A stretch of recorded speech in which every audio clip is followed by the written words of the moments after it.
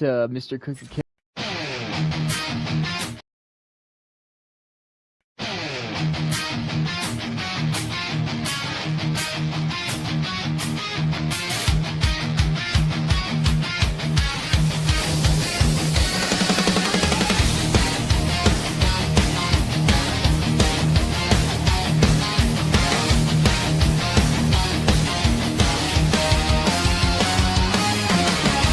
The shoes drop on the couch, somebody's lighter making the rounds. Just keep talking till we hit the floor, then we hit record. Ready for more? Hey! Two Stone with Marco and Johnny, light it up and kick off the party. Two Stone with Marco and Johnny, full of smoke, no better place to be. Two Stone with Marco and Johnny, turn it up and just laugh your stress away. Two Stone with Marco and Johnny, two stone, two stupid, 2 hours of hilarity.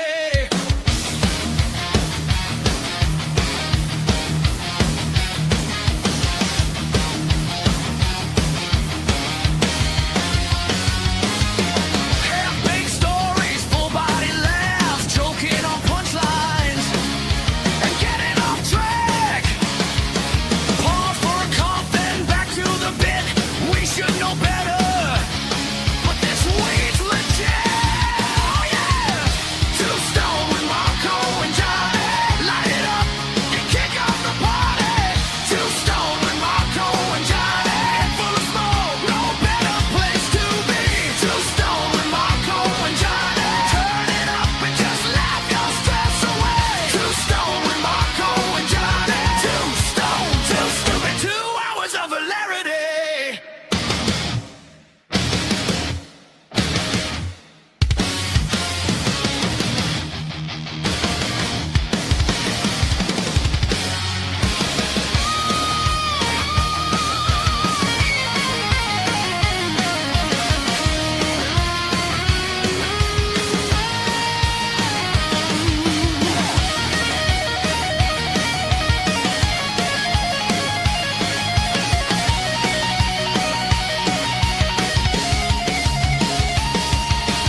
He said that we're playing again, crying from laughing.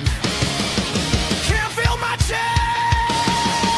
Bad ideas, best kind of friends. Pack yourself a bowl, we're about to begin. Wow! Two Stone with Marco and Johnny, light it up and kick off the party. Two Stone with Marco and Johnny, head full of smoke, no better place to be. Two Stone with Marco and Johnny, turn it up and just laugh your stress away. Two Stone with Marco and Johnny, two stone, two stupid, 2 hours of hilarity.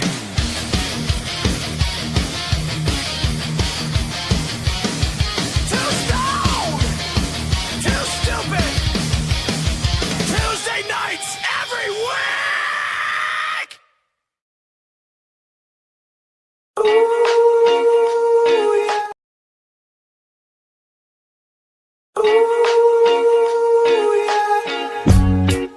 Amber light on the brick wall now. Plants are listening to our talk. Yeah, we're just drifting on this loop, safe and sound in our little coop. Yeah, the whole night's just a vibe, with my brother by my side. Yeah. Room's kinda swimming in a golden light. Don't know if it's day or the dead of night. That wooden grain looks like a faded map. The whole world's caught in a hazy time trap. Yeah, we're two stone, and over here next to just Johnny. drifting on. I'm not sure if you can hear me, Johnny, but I'm not entirely sure what's happening here. Can you explain? Yeah, just chillin', man. Beanies pulled down low, sweater feels good. Mic is hot under the warm glow. The air is thick with smoke and quiet thoughts. Alright everybody, we are live tonight. Look at Maps the in the plants grain. there on the shelf. Talking about nothing. I don't know what's going on tonight. Ourselves. It's me and Marco and Johnny. Yep.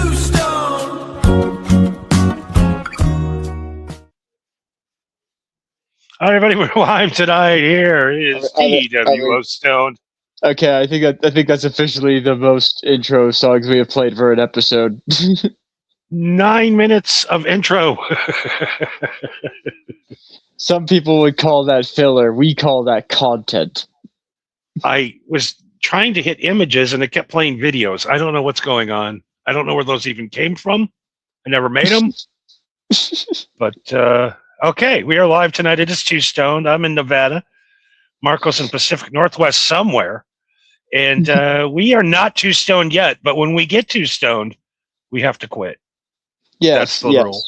Yes, that's why the show is called Too Stoned. And yes, we are aware that it is spelled wrong. That's the joke. What's spelled wrong? Don't worry about it. Don't worry about it. It's fine. No, seriously. No, it's more of a play on words. TWO stoned is technically incorrect because it's TOO stoned. But it's a play on words because there's two of us. So do you know how dumb I am? Are you telling me that we are literally over 2 years into us doing this show and it took you this long to realize the joke? Yeah. And then also I'm like, oh, something's spelled wrong. I go, oh yeah, there must be two N's in stoned. That's what I'm thinking the whole time. That's what's the wrong part of it. Too stoned. Is there two N's? I'm questioning. I'm like, is there two N's in stoned? No. Jesus Christ, man. You can't be telling me this shit now. I mean, you are the only guy that wears an Iron Maiden shirt with a picture of Whitesnake on it. Is that who that is on the shirt? Yes. It looks like Whitesnake. It's not Iron Maiden, I'll tell you that. Listen, it's hard to get band merch and you have no money. Sometimes you have to make sacrifices. And by sacrifices, I mean, wish.com. Or in the parking lot before the concert, the $5 T-shirt. Bro, I can't even afford the concert. I just show up and just be like, "What's the most? I know your shit is fake, and I don't care. Here's $20. Give me the best looking shit you got." David Lee Roth used to do that as a kid. He was one of those scalpers. Sure, it was easy money back then. Bootleg merchandise. Yeah. Well, makes sense. Well, we got good news and bad news. Okay, give me the bad news first. I can take it. The bad news is we have officially had to postpone our album release date for tonight. Oh, is there an explanation? Yes, we're having issues with the cover. The cover art. The record's done. The record's done. Right. Okay, but we're having issues with the cover art. Okay. I mean, well, that's I can't wait. I can't wait to drop the needle on Interstellar Highway. I can't wait to hear that on vinyl. I mean, I can't believe that it's going to be on vinyl. Who the fuck's going to play that on vinyl besides us? The other thing was the price. Okay. The original guys that were going to do the record for us was going to charge $80 per record. Per record? God damn. Now, nobody's going to pay $80 for the Beatles' White Album, let alone a Two Stone Goof album. Yeah, and also, we're supposed to be selling these to make a profit. Well, if it's a Goof album, then we're not going to be selling them to make a profit anyway. But still, $80 for a Goof album? No. Yeah, and we're transparent here. You know, we don't. We tell you how much we pay for stuff, how much we make on it, and we're not here to rip people off. You know. No, I'm a fan.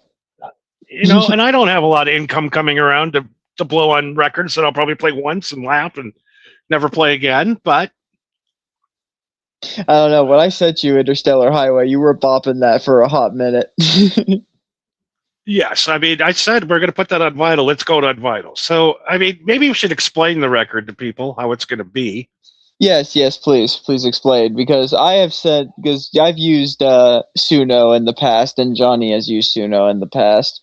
But I am curious on what AI songs that we have made and generated that made the cut. Obviously, Interstellar Highway, that's no shock. But Yes, we got. what other things do we have that we could possibly tease? Okay, well, the first single on there that we're actually going to release, it's not a full Two Stoned album. I'm going to sneak a couple of mine in there too. Of course. Leaving Las Vegas is going to be the featured track. If you don't follow Johnny on Rumble, then you haven't heard that song. He's played it a few times, but like that, I could hardly tell that song was AI. Like that was actually fucking amazing. It really was. So that made the album. Interstellar Highway has made the album. The original theme song, Vampire in Vegas. That's got to be on there. Yeah, even though you're not in Vegas anymore, but that was our intro song for a long fucking time. So yeah, it's got to go in there for sure. Okay, so and then we have 7 other additional tracks, which are basically just themed intro songs to the show. So we're gonna have the hip hop one, the gangsta hip hop one that was really cool. So basically, out of the 140 different intro songs we played, we got it down to 10. But the ones that stand out the most are Interstellar Highway, of course, Leaving Las Vegas, and then the original theme song that Marco wrote all by himself. Yes. So that's 2 for me and 1 for you. So we've got 7 other tracks. We'll see which ones made the cut. Although I will say, if my father ever comes around to doing a show with you again, which he will, by the way, trust me, he's just busy with things. Let's just leave it at that. He's a busy guy. But yeah, he's got a lot of shit going on, that guy. Yeah, but I made a song and a music video for the next time that happens, and when that drops, I think I would argue that that's the greatest thing that someone has ever made with Sora. Now that Sora is dead, you know what I mean? Okay. Well, since the record got postponed, that's going on the record. You know what? That's a good point. You could throw that on there as like maybe a hidden track or something. Yep. And then we'll just I mean, I don't know. I just have Two Stoned metal, Two Stoned hip hop, Two Stoned. The best of the intros will be on there, but those are the highlights of the album. Okay. And then between every song, there'll be a clip from the Two Stone show, one of our funniest clips. So between each song on the record, we'll have a clip from the show, kind of like an old Cheech and Chong record. Gotcha. Yeah, I like that. Get an intermission track in there. That's fun. I like it. So we are going to push the release date to June 10th. Okay, that's not too bad. Now here's the great part. Here's the great part about this record coming out. Is this the good news? This is the good news. Okay. We found a new supplier, and we got the record down to $27. Ooh, that is much better. That's still actually kind of feasible. Yes, that is feasible, and that's still kind of pricey for a Goof album, but still $27. That's enough for me to say, listen, I can vouch for you that 3 of these songs are a fucking jam. You know what I mean? Yep. So they do take 3 weeks to get to you once you order them, because they print them. The other cool thing is we don't have to buy any. Oh, they're made to order? They're made to order records, so we don't have to order 300 of these records and get stuck with them if nobody wants them. Fuck yeah. That's so you go on, you order your record, and if you want us to sign it, we can sign it for you. Somehow we'll figure it out. And you know what? We'll sign the record, and then we'll just print it. Yeah, we'll sign it when it's blank, and then they'll print it on the record, so that way the signature will be totally warped and twisted. That now we got more album choices. So we are going to have a lime green record Sick. I approve. and 46 minutes of running time we have on that record. Not bad. Not bad for a first time album. That's not bad. Okay, so we could have released it tonight. Yes, we could have released it tonight. But we had some kinks to iron out, it seems. And they sent me the record cover, and I threw up. I says, no, I don't want this. Okay. Well, Let me show this to you. Okay, let me take a good look. Oh, Jesus Christ! What the hell? Yeah, no, that is not going to look good. No, that is not. That's garbage. Okay, podcast and playlist. The music. The fuck. They fucked up everything I told them to do. So, because the album cover is so atrocious, it has to be redesigned. And June 10th, the record will be available. And could I make a suggestion, if at all possible? Yes. Okay, what about like a combination of both, where it's like two guys are sitting on a couch talking like in a typical podcast format, but at the same time in a background there's like duplicates of those guys on a stage in the background doing stupid shit. You know. There you go. Something like that. Yeah, because this I wouldn't even want it in my house. It just looks gay. I'm not even sure what it is. Like from looking at it, is it an EDM album? Is there a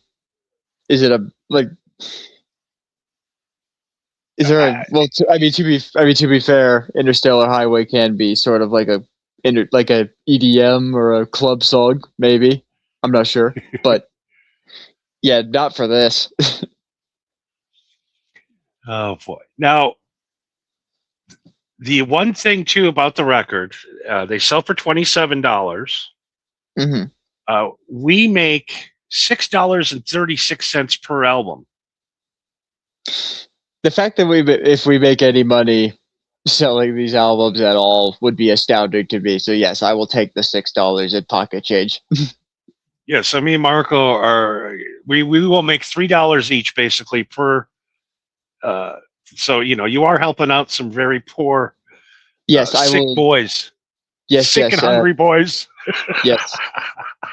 Just to make things easier, I will take the smaller cut of the half, which means you could keep the pocket change. I will take the $3. Thank you.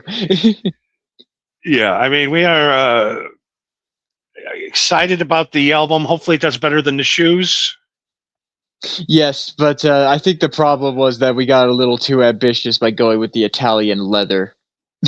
Yeah, we're making fine shoes for these people that are out there. So that's it. That's the good news, bad news about the record. And we can move on now to the program. Excellent. Well, I guess that provides a segue that I keep forgetting to bring up on this show. But I remember there was a company that I saw. I think they were in California, maybe. I don't remember. But there's a company that takes your you have to be cremated, but if you send your ashes to them, they turn your ashes into vinyl records, and then they'll put 10 of your favorite songs onto the vinyl record. Or if you have like a message or something that you want to put on a track, then they put it onto the vinyl record. And then if you have something, assuming that you have somebody that knows what you want, then they would go out and give these vinyl records to the people of your choice. I like that. Yeah, I think that's cool as fuck. Turn my ashes into a vinyl record and just 10 of my favorite songs. That's sick as hell. I trying to think what 10 songs would you put. I'd put songs under to annoy people. Like just 10 songs of Cannibal Corpse. Can you just do an entire album of Cannibal Corpse? Doesn't matter which one. Of Jim Carrey. Oh, you're talking about Napalm Death? Was that Napalm Death? Yeah. Oh, Same God. difference, honestly. Lying piece of sack of shit, slut trash can, scummest dirtbag, bitch! I'm sorry. I know you're a Napalm Death fan. You don't need to go up on me like that. Holy Listen, cow, Bubs. you got. I do this for your safety. You can't get these people confused. Someone will rip your head off if you get it wrong. Those people are very intense. They are. I'm trying to correct you. I'm not trying to scold you. I'm trying to protect you. It was wild when we were in Norway, Mm-hmm. and we went to a bunch of local shows, Like death metal shows. Oh God, in Norway, holy shit! And it is the weirdest, because usually when you go to a death metal show, it's just a bunch of fucking sweaty, ugly, smelly dudes with t-shirts on with the sleeves cut off, you know. Some of them are in corpse paint, and they all have long, stringy black hair. Yes. But when you're in Norway, in the birthplace of death metal, it's a completely different fucking thing. Dude, it was like it was like at a Taylor Swift concert. There was like a bunch of young, hot chicks there in like hot clothes and like into it. And I'm like, what is this is the weirdest thing ever. Because like I said, Norway is like one of, if not the birthplace of death metal. It's part of their culture. You know what I mean? It was insane to know that death metal is that loved by just normal people. Yeah, it's crazy. It's crazy how things change when you just go around to the other side of the world. Like I remember there's a documentary. I'll see if I can find it and I'll send it to you. I think the documentary is called Who is the Music Man? But it was basically just this guy who is super fucking popular in Africa because his albums just ended up in Africa, and the album was just simply called Music Man. And so that's how everybody knew him, was Music Man. He was just some random American musician, a guitar player. But everybody loved his music in Africa. So somebody went to America to go and find him, and he was just some old man living in a cabin in the woods, minding his own business, you know? And so this guy just out of nowhere knocks on this old man's door, and he's just like, is this you? And he's like, yeah. First of all, where the hell did you get that? You know, like he's just like, no one has ever fucking listened to that album. Who the fuck are you? Where did you get that? You know, just the entire and who's thing. making money off of this shit? Right. Well, that's the thing, though, is that this dude came to him and he said that your music is actually beloved in Africa, and I'm here to give you the opportunity to go on tour in Africa to perform your music. And it turned out that this dude went to Africa and he got the fucking Elvis treatment. Like, everyone knew who he was. They were stoked as fuck that he was there. Like, it was actually fucking nuts. It's amazing how things are so different in other places, and how we're so like we have so much great music here that we take it for granted. Yeah, and it's never truly appreciated until it's dead. Goddamn Music Man's over there selling like goddamn soccer stadiums. Yeah. I mean, he might be dead by now for all I know. He was kind of old in the documentary, but yeah, that dude lived like a king for like a few months in Africa. That was nuts. This is the craziest thing in that dude's life. Is like, I'm actually a superstar somewhere in the world. Holy shit! I got a couple of buddies when I was in LA that played in bands, and they would bring back videos of them guys playing to hundreds of thousands of people. I got, and then they would come back and play. They'd come back and play the Whiskey, and there'd be 8 guys standing there. And they're like, we literally just played in front of 30,000 people a week ago. Mhm. Our albums sell like crazy, and we can't get anybody to spit on us in our own hometown. Yeah, yeah. I got another example that I know you're at least somewhat aware of Eastside Dave of the Ron and Fez show, formerly Oh, of the yeah. Ron and Fez show. You know how he has that buddy Roy Harder that he pals around with? He's like a Yeah. piano. He's a pianist and a music producer. Uh, Oh, yeah. I kind of did a little bit of deep diving on him one day, and to be honest, I think the dude actually has some Grammys under his belt. You know, like I think he's actually done some like legitimate serious work in like the movie industry. But he honestly seems like one of those dudes where like in America nobody knows who he is unless you're like in the business. You know what I mean? Yeah. But if you're in the business, you know who he is. Yeah, you know who he is because you've probably worked with him or you know somebody who's worked with him. But I was following him on Twitter like a long ass time ago, and he was away from Eastside Dave's show for a while because he was doing a tour with some band in Europe. And I was just like, what? What are you doing in Europe? And so I was watching him just posting these videos of him performing in Europe. This motherfucker is playing the accordion.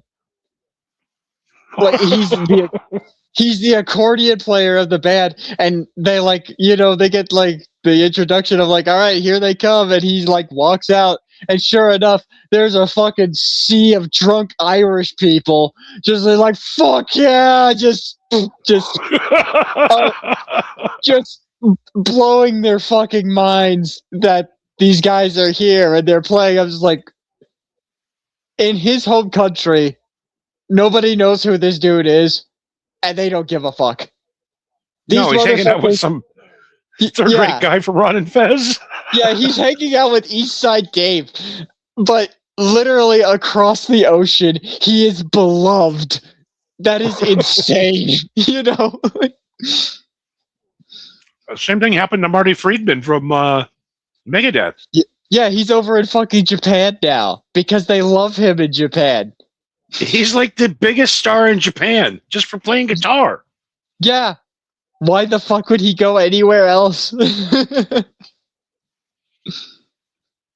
It's just wild how I like how people in Europe are so far behind. In a lot of ways, yes. I mean, you go to Europe and you feel like it's 300 years ago. Well, Smells like 300 years ago.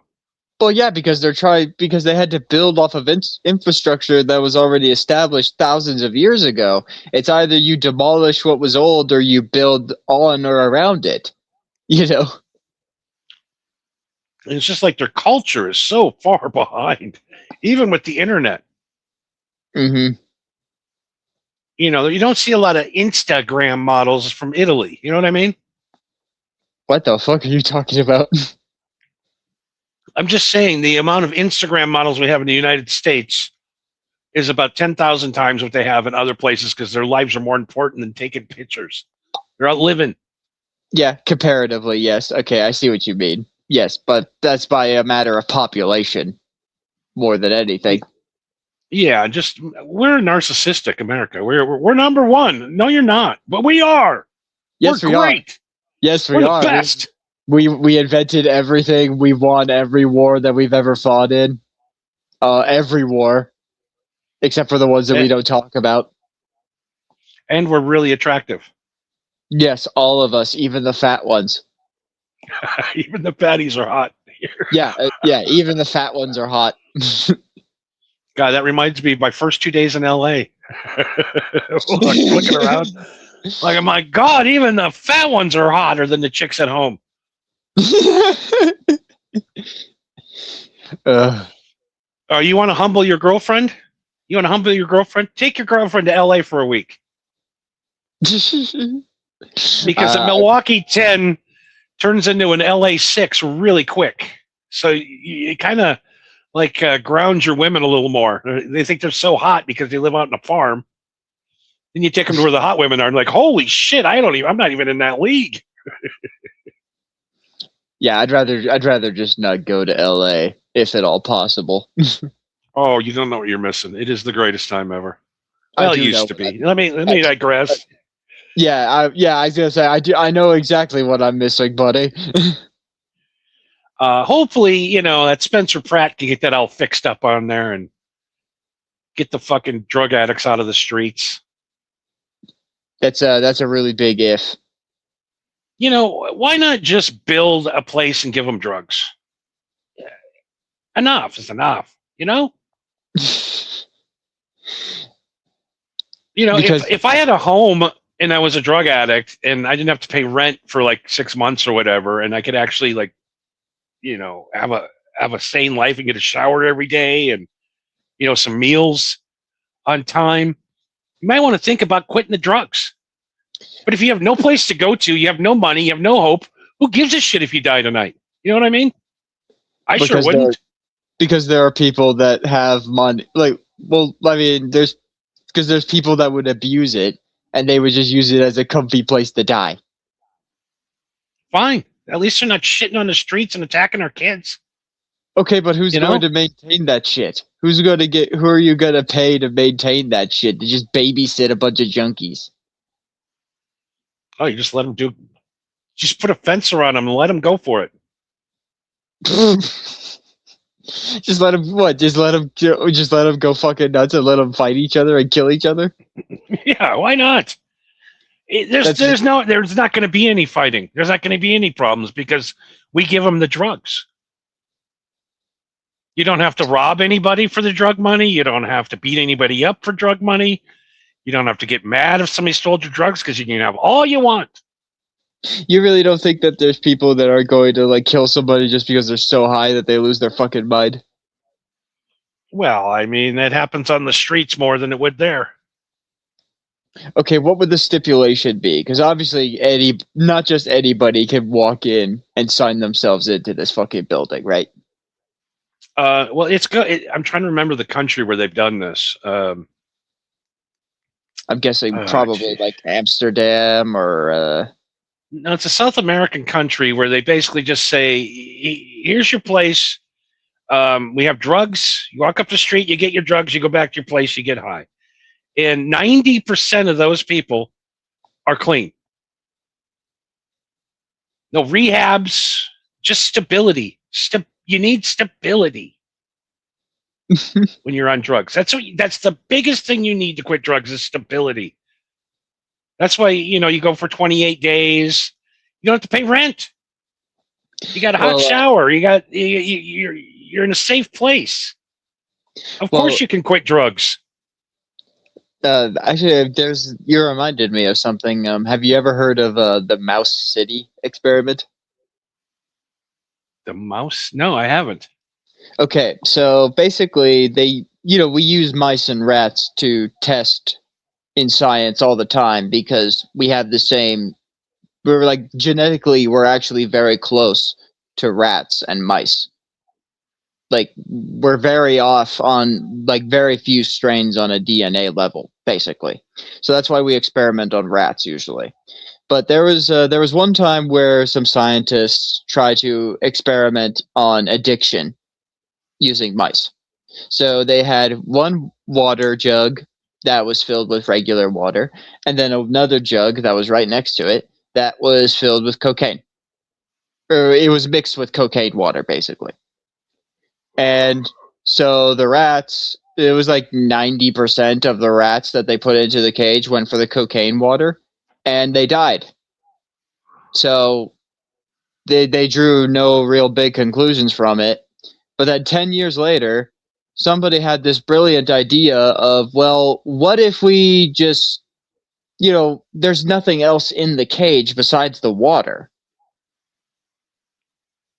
What would you do if you were in the fucking cage? Would you go for the water that was normal, or would you go for the water that has the happy stuff in it? Happy stuff, absolutely. Right. There's nothing else to do in the cage. What are you gonna do? So he made a gigantic mouse city that had toys and a playground and a train and it had a bunch of stimulating stuff so that the mice had something to do with their day. And they found that it went from like a 90% to a 30% of the mice that would get addicted to the cocaine water, and eventually the ones that were addicted would wean off of the cocaine water because they got bored. You know. Yeah, it's like you can get high all the time. Well, if I can get high anytime I want, I don't want to get high. Yeah, half of the allure of being high is that it's illegal, don't you know? Yeah, and I've said this 1,000 times. If you have anything to live for, if you have a life, people that love you, fentanyl will kill you. Mm-hmm. If you're a piece of shit that wants to die, you will live to 100, shooting up 20 grams of fentanyl a day. Only the good die young. A. Smith has joined us tonight. He says, Johnny 2028. That sounds like a great idea. If Johnny becomes I got nothing better to do. I got nothing better to do. You really think you could run this country? I really think I could. I really think I could. How long before you get assassinated? Or actually, let's say attempted assassination. Because you would have the Secret Service on you, I'm sure. Yeah, I'm sure if I got any traction whatsoever, my brains would be all over the sidewalk. Yeah, there is no way somebody would let you run this country. Because they thought that they had a useful idiot in Trump, and they learned the hard way that that was not the case. And before you cut me short, I am a fucking guy that's been high every day for 20 years that's retired at 38. I'm putting that out there. I got time. I ain't got kids to worry about. I'll be focused on the country every day. That is true.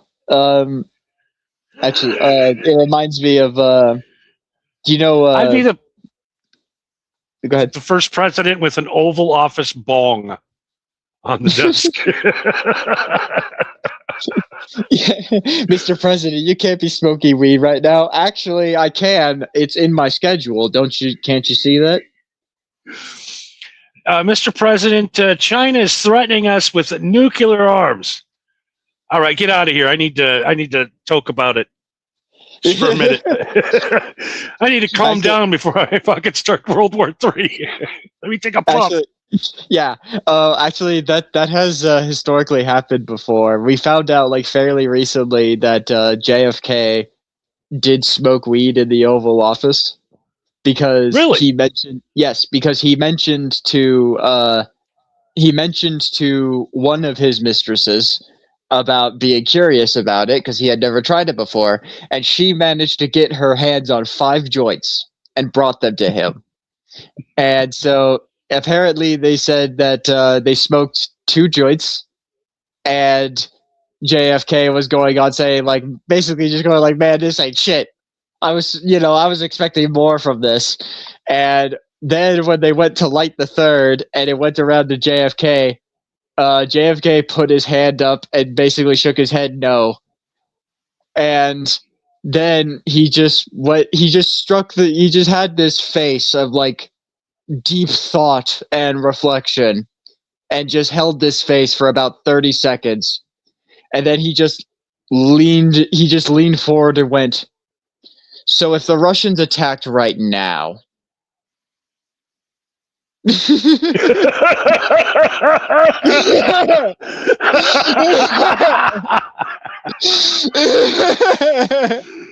like he just immediately went, okay, wait, hang on, I'm thinking about some heavy shit right now. You just give me a second.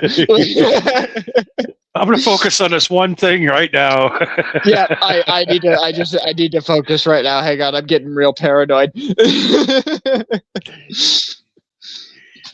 Oh God! I wonder what would have happened if he would have been alive to this day. What kind of country we'd be in?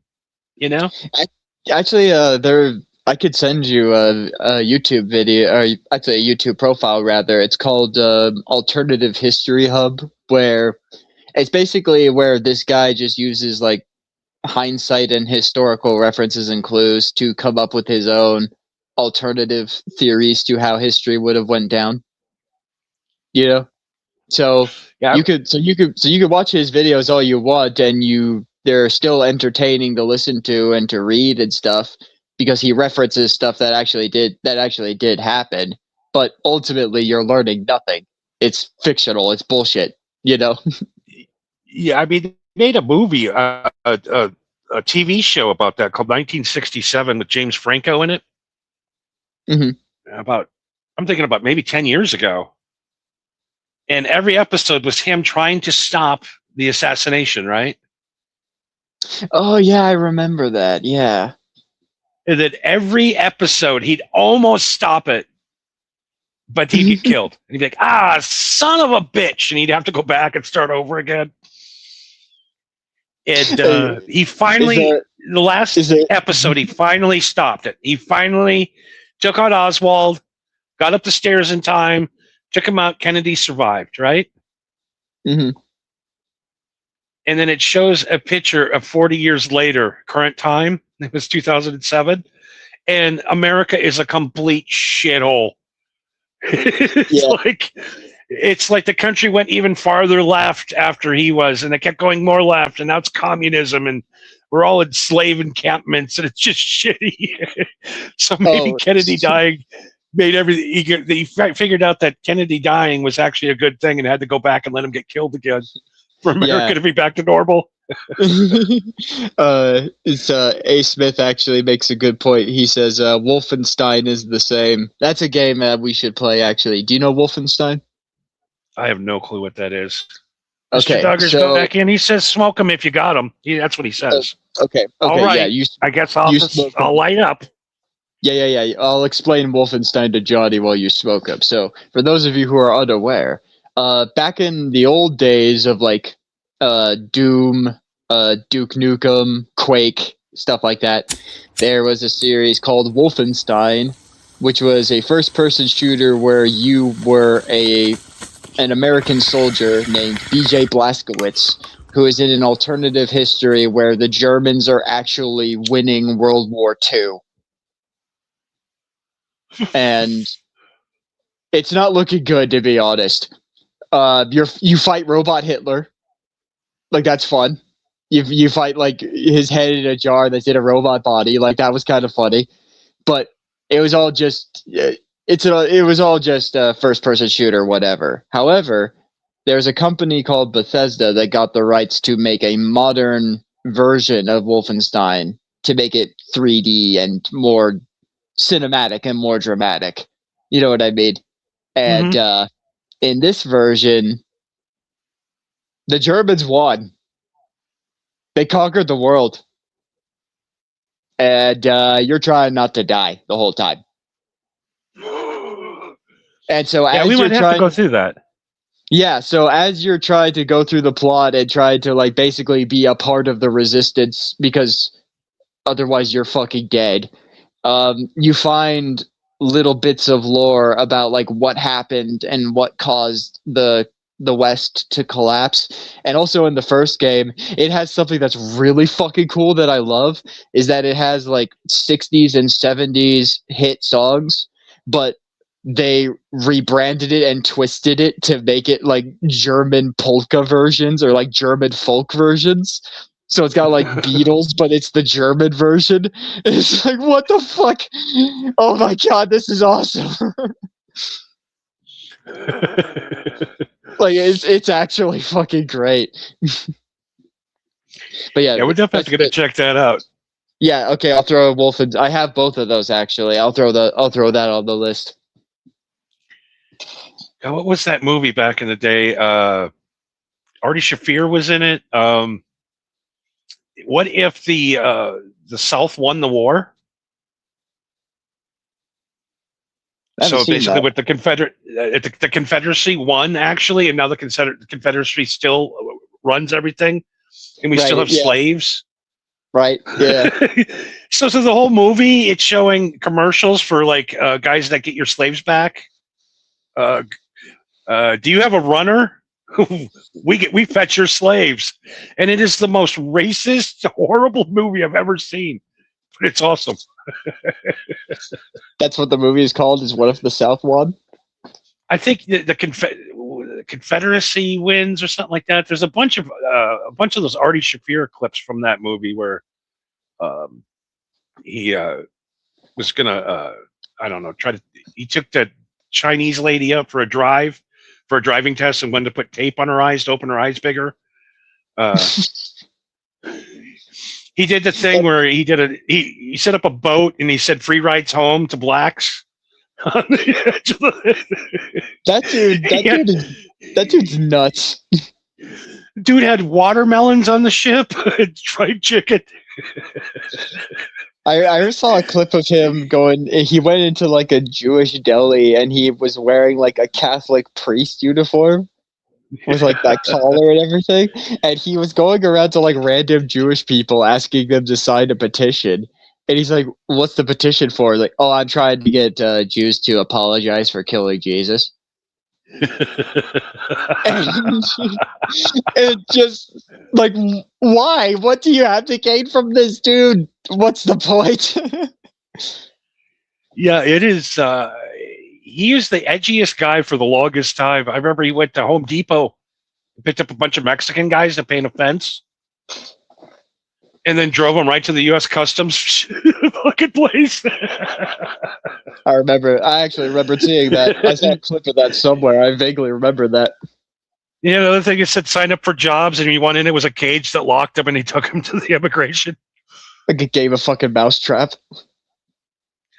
Mr. Duggar says, "What do you mean if the South did win? What do you mean? You think the South won that war?"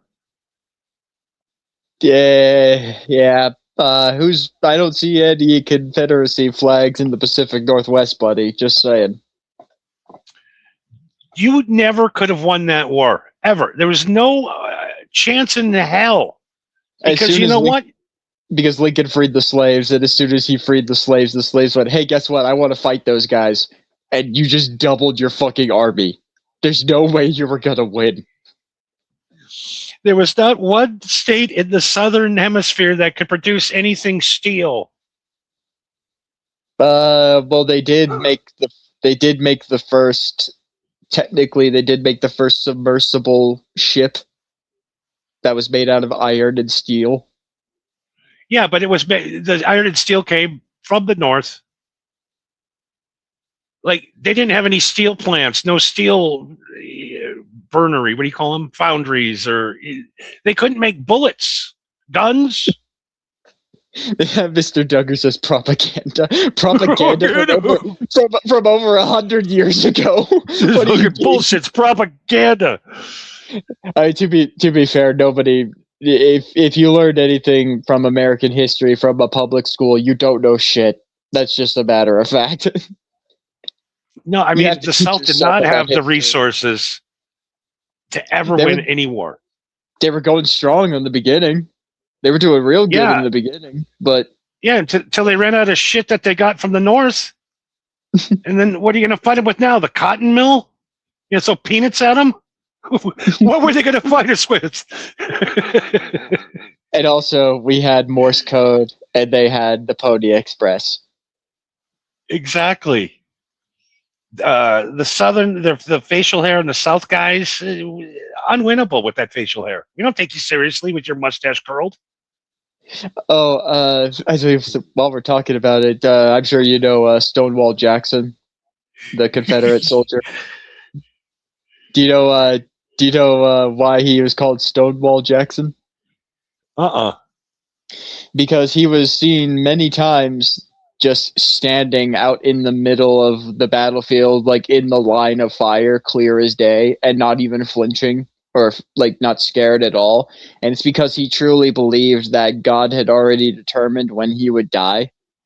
So he would just like stand there as all of his men were hiding behind cover. He would just stand straight up and bullets would just like whiz past him. He's like, "I don't give a fuck. I'm not going to die today." You know? And he was suicidal. No, he was a man. He was a man of faith. I read up on him. I was like, no, I think he truly believed that God had determined when he would die. You know what I mean? He's like, I think he believed that shit. Well, first of all, let's take a picture of Mrs. Stonewall Jackson and see if you had anything to come home to. Actually, yeah. Like, I don't know if there are any pictures of Mrs. Stonewall Jackson, but he was married. And do you know how he died? He was riding home from camp at night, and there was a soldier who was on guard who I guess was new or a rookie, and he didn't recognize him and shot him. And That's the way it always works. But technically, that soldier didn't kill him. It was the pneumonia that he caught from being in the hospital and suffering from the bullet wound. That was what killed him. But yes. Old Stonewall. What a man. That's when men were men. Stonewall. I want to see I scared no bullets. Yeah, but this motherfucker actually did it, though. He did that for fucking days. And it was just like, how could you not see that and be like, well, I mean, he might be onto something if he keeps doing this, you know? You know, I would think I'd be like that, but then I think of today when a grasshopper jumped into my car at the drive-thru at Burger King. The screams that came out of my mouth. Oh, motherfucker! Oh! Yes. I literally sound like a little bitch. It's a grasshopper. Yeah. A grasshopper is going to do absolutely nothing to me. The worst that a grasshopper will do is like spit on you or lay its eggs on you for whatever reason. That's the worst it can do. And the guy, I know they have footage of it now, right? When a guy pulls up to a drive-thru window, there's footage of that, right? I don't think any, like, unless somebody really you're gonna have to like go into your fucking work computer, plug your phone into the work computer, dig that fucking file out somehow, and cut it and save it onto your phone to even post it anywhere. I think you're fine. You know what I mean? Right up there with Scully. Oh God. And the guy's like, "Excuse me?" I'm like, "Oh, get out of here, you motherfucker!" I'm like, "Oh, fuck, get motherfucker!" Ah! Oh God! And the guy's like, "Excuse me?" I'm like I'm yelling at him, "Hey, you motherfucker!" You know what I mean? Yeah. Get the fuck out of here. And I said, "I'm sorry, I'm being attacked by grasshoppers." Grasshoppers, multiple. Well, it was just one, but I'm a drama queen, so I got to make it, you know. Oh, I'm being attacked by a swarm of grasshoppers. It's a fucking, it's an infestation out here. Stonewall Jackson gets dead in the middle of the battlefield. Bullets whizzing, not even blinch. Grasshopper jumps through Johnny's window. He about had a panic attack and died today. I got to be more of a man. I'm trying. I bought tools. Yeah, now you got to use them. I fixed a van. I bought tools. What do you mean you fixed a van? I put a whole new front end in that 1967 Econoline van. You still have that? No, I sold it. Oh, okay. Yeah, I sold the Scooby-Doo van. I was gonna say, you still have that fucking Scooby-Doo van? Holy shit. No, I got rid of it. That was, and then I made another mistake by putting a keg in my garage. I thought you were joking about that. Oh, no. Let's see. Johnny, 2028. Right, let him run, this bitch. These Dems can eat grasshoppers instead of beef. Well, we might have to eat grasshoppers instead of beef because of these ticks. Yeah. I mean, listen, how else are we going to get rid of all these grasshoppers? Well, I can handle not eating beef anymore. I can handle that. If the ticks were biting us and it make us allergic to weed right away, then I'm going to lock myself in a bubble and be the new bubble boy.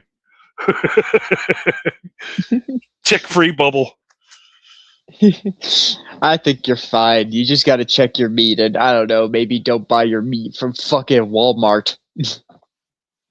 No, if you get bitten by these ticks, you can no longer eat beef ever again. Did you know that? Yeah, isn't that Lyme disease? Well, no, this is like a different disease. This is purely makes you allergic to beef.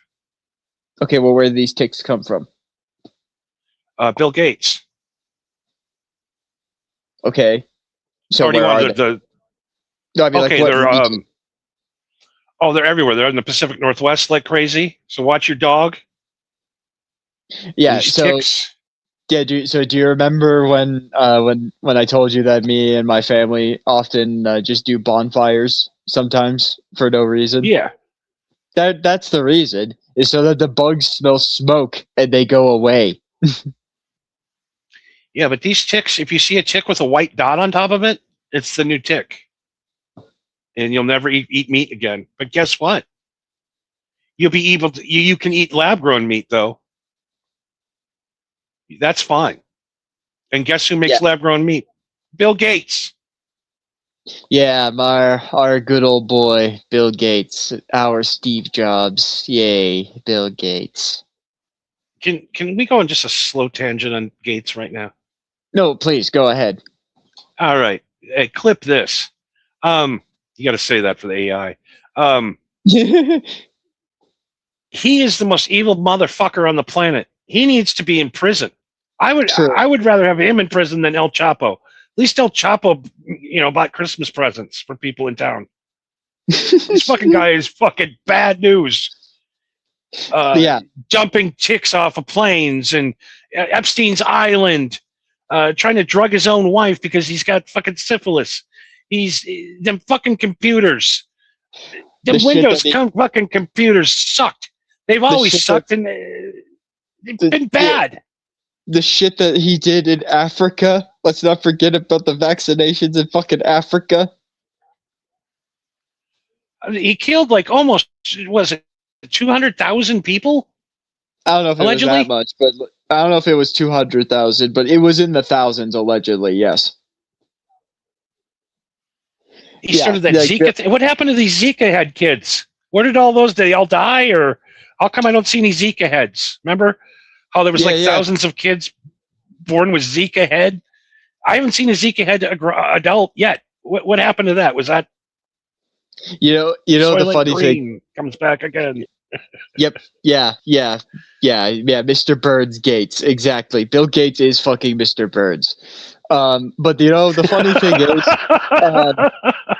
but the funny thing is though, is that Bill Gates, when I was a little bit of a nerdy little kid myself, I liked Bill Gates because he was kind of like just like he was a nerdy dude and he was kind of quirky, but he was like a Steve Jobs type. All of those quote unquote brilliant minds have like quirks to them. You know what I mean? But Mm-hmm. but then as I grew older, I remember a very specific moment when he was just walking down the street, and I think he had like security guards or something like that. He had people walking with him, but he was just like walking down the street to his hotel, waving at people. And then out of nowhere, there was just this dude that just threw a cake at him. And he cowered like a little bitch and like wiped off his glasses, and you could see like legitimate fear on his face. Like, what the fuck just happened? Like, I think it broke him. Like I don't know what happened to him, but I saw like legitimate fear on his face. And ever since that cake incident, he went down this slope of like, yeah, so I'm going to vaccinate kids in Africa. And oh yeah, how about those kids? What kids? What about the kids? Kids? You said kids? you said you were vaccinating kids in Africa. No, why would I do that? Because you said you did. I bet. No, I didn't. I bet computers. I'm just. What the fuck? What would I be doing in Africa? Why are you asking me these questions? I'm just sitting at home writing code. I'm at home writing code every day. I don't know what you're talking about. What? Exactly. That's what I mean, though, is that ever since that cake incident, I followed Bill Gates real closely, and I was just like, no, this dude's been hiding something evil, Oh, this Bill and Melinda Gates. When you start looking into the foundation and the drug money and the money going through that it's a money laundering. It's just he's one of the most evil fucks on the planet, and everybody loves him. He's like a Muppet. Oh, look at old nerdy Gates over there. Look at him build these computers. No, he's not. He stopped building computers 40 years ago. Yeah, Now he's just he evil. retired. Yeah, he retired a long time ago. Now he's just a fucking corporate elite with money.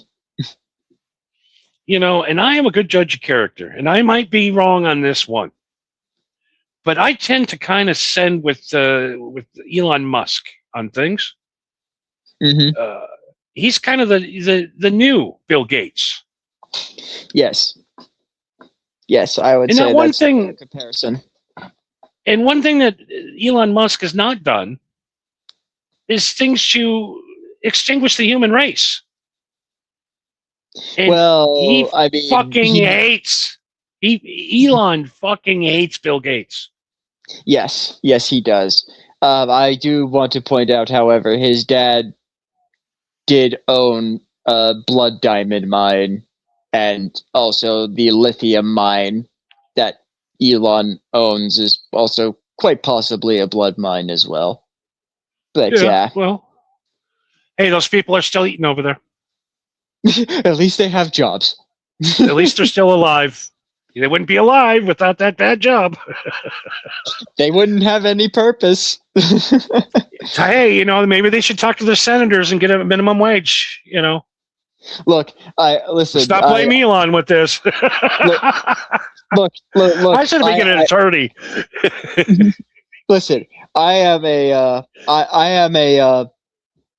use Starlink, okay, which means I am contractually obligated to speak nothing but positive things about Lord Elon Musk at all times. But the one thing that you can say about Elon that you can't really say about most other companies that are like what he does, at least his shit fucking works. It does. And if it doesn't work, it's fixed real fucking quick. You know? Elon has come out and said, yeah, we messed that up and we are fixing it as soon as we can. Sorry, we didn't intend for this to happen. Trust me. And like you said, usually within 24 hours, it is fixed. Yeah, well, and Mr. Duggar says, nah, Elon has autism. I'm not saying let him run shit. I'm saying let him build shit. Let him fix shit. You know, that's what I'm saying. Yeah, I think people with autism are like dogs. They are really good judge of character. Because it's fucking Gates. I don't know how he just keeps getting away with it. He has even money. his wife is like, his fucking wife hates him. She's like, this guy's a fucking scumbag. I wish I'd never met him. To a point where she literally took all the money she won and just gave it away. I don't want none of this dirty fucking money. You know? Yeah, that really says something. When a woman gives away money because it's dirty, that money is dirty as shit. You know, he lined with, like he says, Mr. Duggar with Epstein. Mm-hmm.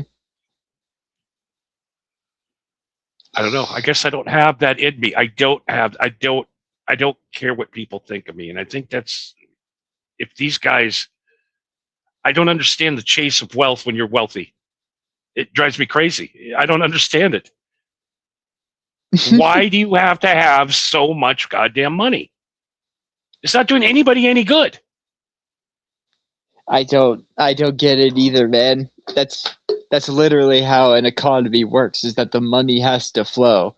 If you keep it shoved up your ass, under your mattress, in your vault, whatever the case may be, it's just collecting dust. It's not doing anything. And especially in the age that we live in the digital currency, the digital age, it doesn't even technically fucking exist. It doesn't. You know? You know, the funny thing is, you ever see when rich people go broke? And they have to come and take their house, and they take their furniture, and they take everything. Okay, so when you get evicted, does anybody come take your shit? No, because you own it. Rich people don't own a fucking thing. They lease everything for tax write-off. Seriously. They don't own their furniture. They don't own their cars. They don't own their homes. They don't own shit. You're richer right now. Your family has way more assets than any rich guy does in America. I know. That's the crazy thing, is that on paper there's a lot of people that are actually technically millionaires, but that's just because of the shit that they have. They don't have $1 million, but it's just because of their property, their car, their miscellaneous collectibles, or whatever the case may be. Is like, if you really pull all that shit together, you actually have some money on you. You know? I can count. Can't even count on my hand when I lived in L.A. Hanging out with millionaires and billionaires. How many times they had to ask me for 50 or 100 or hey Bill, hey buddy, I'll get you back. I don't have any cash. What do you mean you're a billionaire? What do you mean you don't have any fucking cash? I literally have no bills, dude. Can you hit an ATM? Oh, it doesn't work like that for me. He's a crypto billionaire. Gas stations don't take crypto. Don't you know that? I think I lost about $5,000 hanging out with rich guys because I was the drug guy with the cash. Everything cash. I don't want no trail of anything. Exactly. Cash is king, baby. The other thing now, you can't even be a drug dealer anymore. No, You get away with everywhere. it. Well, that Everything. and then the money situation. Yep. You know, you can't fucking. These stupid drug dealers are taking fucking crypto and what's the thing? Cash App. Yeah, Cash App and fucking Facebook page shit. Is like, do you really think that shit isn't traced? Have you seen how many guys have gotten into trouble for hiring hookers and shit with their Cash App? Are you an idiot? Oh my god. People are just greedy, man. Greedy or stupid or both. It's just like a guy like Warren Buffett, and we'll get off this rich man, poor man thing, but he literally spends less than $20,000 a year. Mm-hmm. He bought his house like 50 years ago. He bought his car 30. He doesn't have a new car. He doesn't have new anything. He doesn't have new suits. He doesn't spend $1 on anything. He even has his own Coca-Cola machine in his office because he doesn't want to buy Coke. And he's sitting on, I don't know, $200-something billion for what? Jesus. Does he have any kids? Yeah, he's got a bunch of kids, and he didn't give them nothing. They need to make their own money. Jesus. Yeah, set up. Does he have like some sort of command where, like, as soon as his heartbeat stops, the assets get liquidized and it just spreads throughout the planet? Just have like a geyser of gold coins, just kaboosh. It's like, all right, go nuts, everybody. Yeah, I mean, he just did retire. I don't know where all that money goes. It should come to us because we know how to give it out well to people. Yeah, I would think so. I actually know of one interesting rich man story. Do you know of Alfred Nobel? Mm-hmm. Yeah, who the Nobel Peace Prize is named after. Do you know what dude. his? Yeah, except for the fact that he invented dynamite. Yeah. Yeah, it caused. I mean, it did do great things. It made mining a lot easier. It made landscaping a lot easier. But it also allowed the Dukes of Hazzard to put it on the end of their bows because they were on probation. Well, not just the Dukes of Hazzard, but a lot of like that Old West shit of like prisoners break out and they steal dynamite to break the chain is like, well then yeah, because they would give prisoners the dynamite so that they could make the railroad tracks. Of course, one of them was going to get desperate enough to light a stick and throw it, you know? Mr. Duggar quotes, my mama says Buffett is the devil. He is. He is. You're absolutely right. Your mama is absolutely right. There's a secret underground satanic temple built under the Omaha Zoo where they sacrifice children weekly. Why Omaha? That's where he lives. That's where Buffett lives. That's where all the Satanists lived. Huh. You know, I mean, Seems weirdly specific. Omaha's a strange place. Omaha's the only place where, you know, marijuana kills your kids. My opinion. So let's take a listen at Mr. Rickett here. This is something that is harming our young people. And it continues on through the workforce. If you look at states like Oregon, Nevada, and Colorado, who have legalized marijuana, you see that use goes up dramatically in their workforce. By This is one of his kids. 63% in Oregon, 55% in Nevada, and 47% in Colorado. And It looks like the master of disguise when he was wearing that turtle costume. People like Levi Pongi, Turtle costume. who ingested a marijuana cookie and then jumped off the balcony and killed himself. Or Mark Bullock, I've done 23 that. years old, I almost did that who one had night. no history of mental illness, ingested high levels of THC. You tried to get committed into the suicide. turtle club?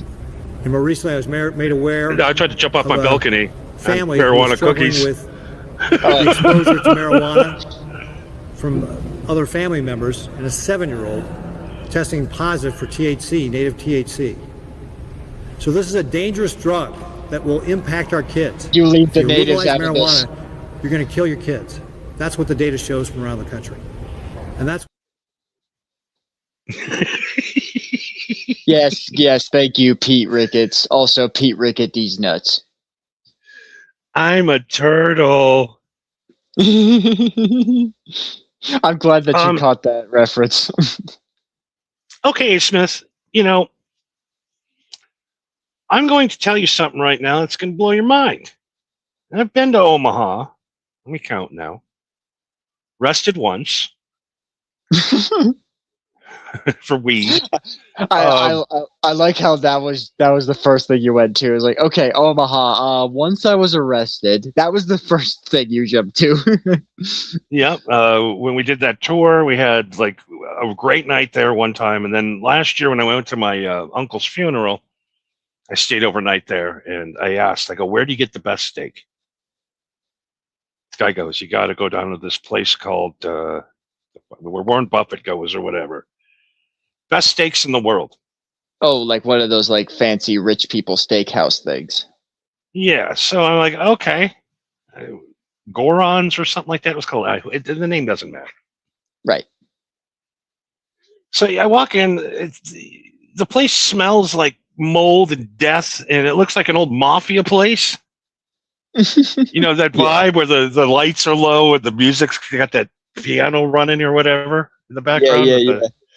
It's called class, you fucking pleb.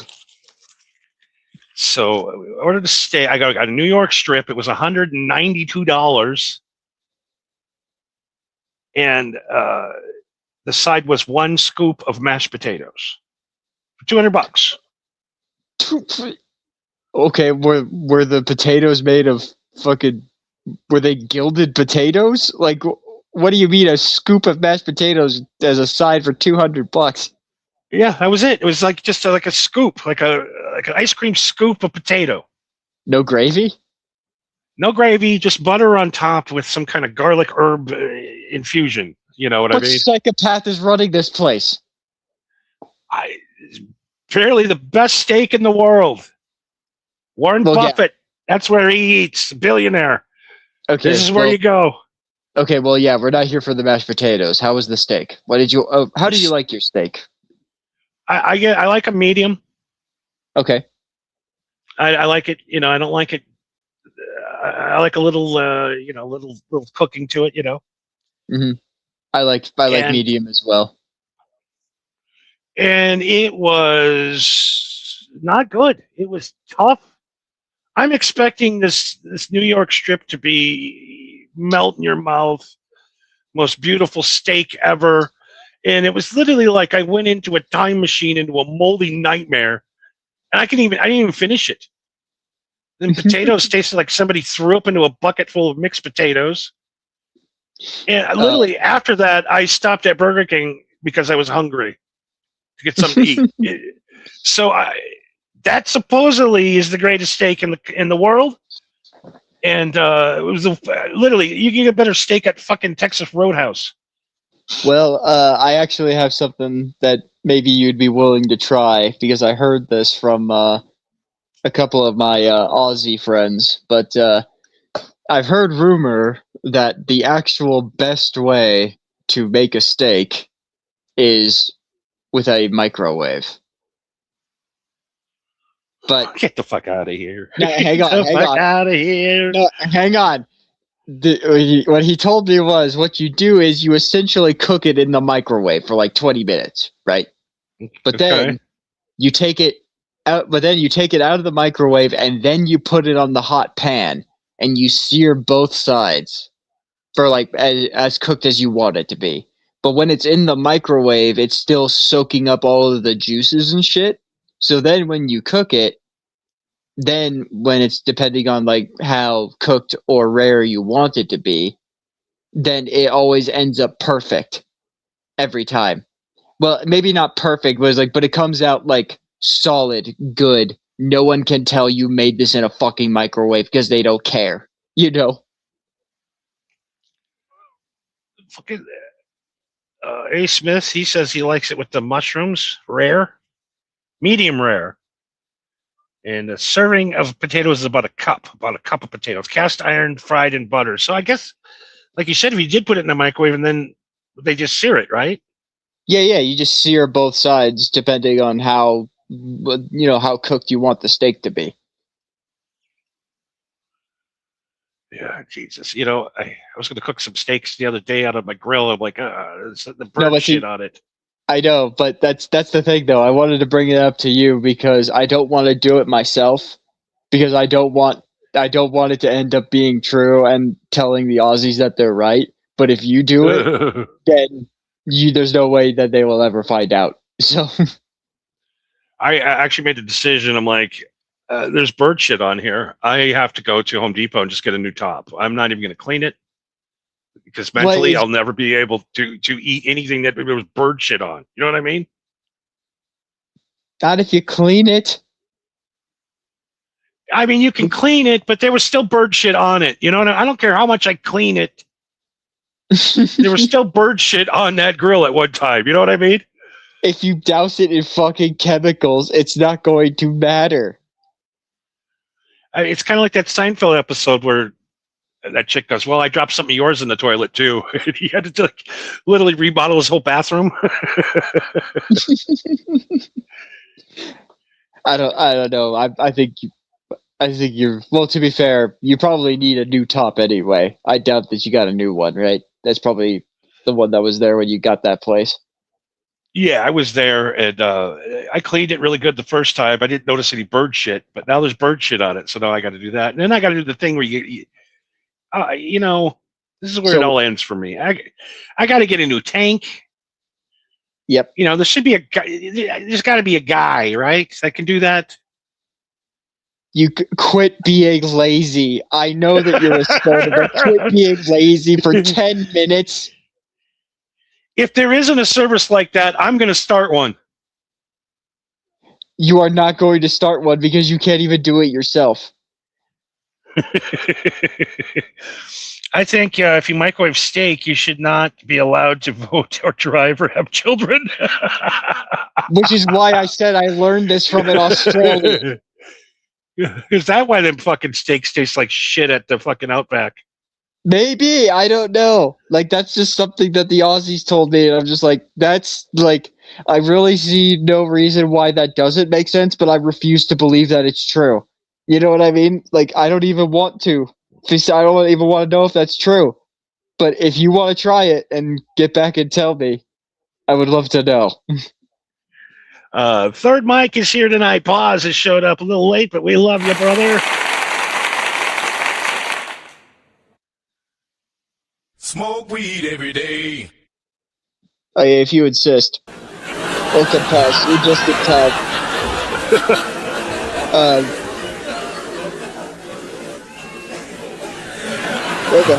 Where the hell did the studio audience come from?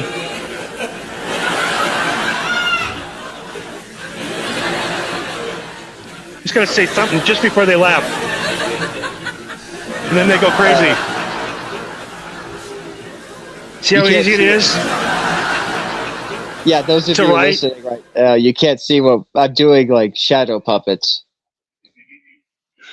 You know, that's exactly what it's like to write for The Big Bang Theory. You just have to say 2 words, they laugh. 2 more words, they laugh. Yeah. Yes, we've And all once- seen that video. We've all seen that video of Big Bang Theory without the laugh track. It is quite jarring. I can't watch it anymore. It ruined that show for me for life.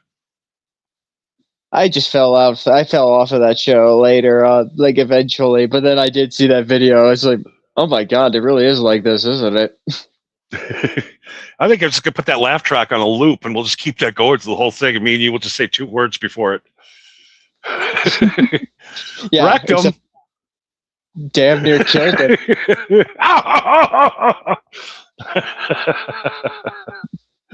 Yeah. Oh God. Pasquale says, I might be the guy that you need to fix your life, Johnny. Yeah, maybe pause if you want to be Johnny's roommate. Well, why does my life need to be fixed? Because you don't do anything to fix yourself. You don't have dishes. You don't do your own laundry. You don't clean anything. You literally hire people to do everything for you. I know. But I worked really hard when I was young, so I didn't have to work hard when I was old. Yeah, except you didn't do the smart thing of saving money so that you wouldn't have to do that anymore. And also, just because you don't have to work anymore doesn't mean that you don't go and do shit. You still have to go and get food. You still have to cook. You still have to clean yourself. You know what I mean? Like, you still have shit to do. It reminds me of that Mr. Show skit where this guy, his whole life, he didn't move. They'd have to put him in a chair, bathe him, feed him. Yeah. And then they take him to the telethon. They never asked what was wrong with him. They just have always helped him. And the telethon guy goes, "What's wrong with you, little Timmy? Why can't you walk anymore?" And he just looks him right in the eye and he goes, "I'm lazy." Yeah, exactly. he pretended to be crippled his whole life because he's just lazy. Yeah. Because that is literally you. So what is the question? Okay, this is the question. Am I lazy? Yes, Or am I depressed? both. Next question. Next question. Being lazy makes me happy, though. You know what I mean? How can I be depressed? I asked this to a therapist once, and it blew his mind. He says, maybe I have some depression because I'd rather just chill at home and not be bothered. Honestly, that's why that's why I'm divorced 3 times. I like to be alone.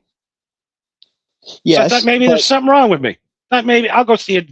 Maybe I'm depressed. But no, you've already acknowledged I am not depressed. I'm lazy. Being lazy makes me happy. So if I'm happy, how can I be depressed? Yes, because you're so lazy that it's getting in the way of you functioning on a day-to-day level, i.e. you have nothing to eat food off of unless you microwave it or DoorDash it. That's my fucking point. Exactly. Yeah. So you don't even have paper plates, for the love of God. How hard is it to go get paper plates? Wait. I bought paper plates and cutlery last week. I'm moving up. Oh, thank God. You took a step forward. Jesus Christ, it took you long enough. But then I found out that you can't microwave stuff in those styrofoam bowls because it causes cancer. Oh, you got the styrofoam bowls. Yeah, don't get the styrofoam bowls. Mr. Duggar says, y'all not ready for that much goodness. That's how I live myself and do shit I do every day. Oh, these guys are great tonight. I understand that you not wanting to do shit that you don't want to do, but that's part of functioning in the society, unfortunately, is that you have to do shit that you don't want to do, including shopping. You need necessities. You know what I mean? Yeah, I mean, I shop at the Dollar General. Dollar General is not shopping. There is nothing like, okay, well, Actually, you know what? The funny thing about the Dollar General is that every time I go to the Dollar General, I always go in there going like, okay, I wonder if they have Tostitos pizza rolls. You know what I mean? Like the pizza bites. And I go Yep. in there and they go like, no, they don't have those. But, you know, while I'm looking around, oh yeah, soda's on sale, and yeah, I'll grab some batteries and Q-tips, and like Dollar General never has the one thing that you're looking for, but it has literally everything else. Yep. It's like, God, 2 for $5 sounds like a great deal on Pop-Tarts. I'm going to buy 6 boxes of Pop-Tarts today. 6 boxes, Jesus Christ! I bought them all. I bought every flavor. I'm going to do a show on them. You're going to actually. You know what? There's there's a website that you could go on that could make that a lot easier for you, where you can there's like an interactive tier list thing that you could rank them from A to F. And Yep, I have that. Cool. All right. Yeah, that'll be a lot better. That'll provide some visual reference, Yeah, see a little inside baseball. Me and Marco have like bits. If we're failing and the show's bombing and there's nothing to talk about, we have these onboard bits, and that's still in the folder just in case. Oh yeah. You have no idea how thick this folder is. I mean, when we first started, we started out with brackets. Who's the best pizza? Yeah, and then we tried a legitimate we tried actual March Madness bracket, but it was literally just us fucking around going like, I was voting for Gonzaga, and you were like, why Gonzaga? I was like, because it's the one team I know.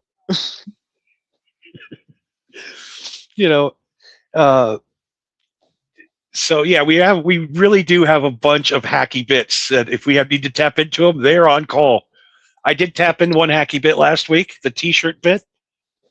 This week we started. That's a classic though. It's always funny to see what they generate and what they come up with.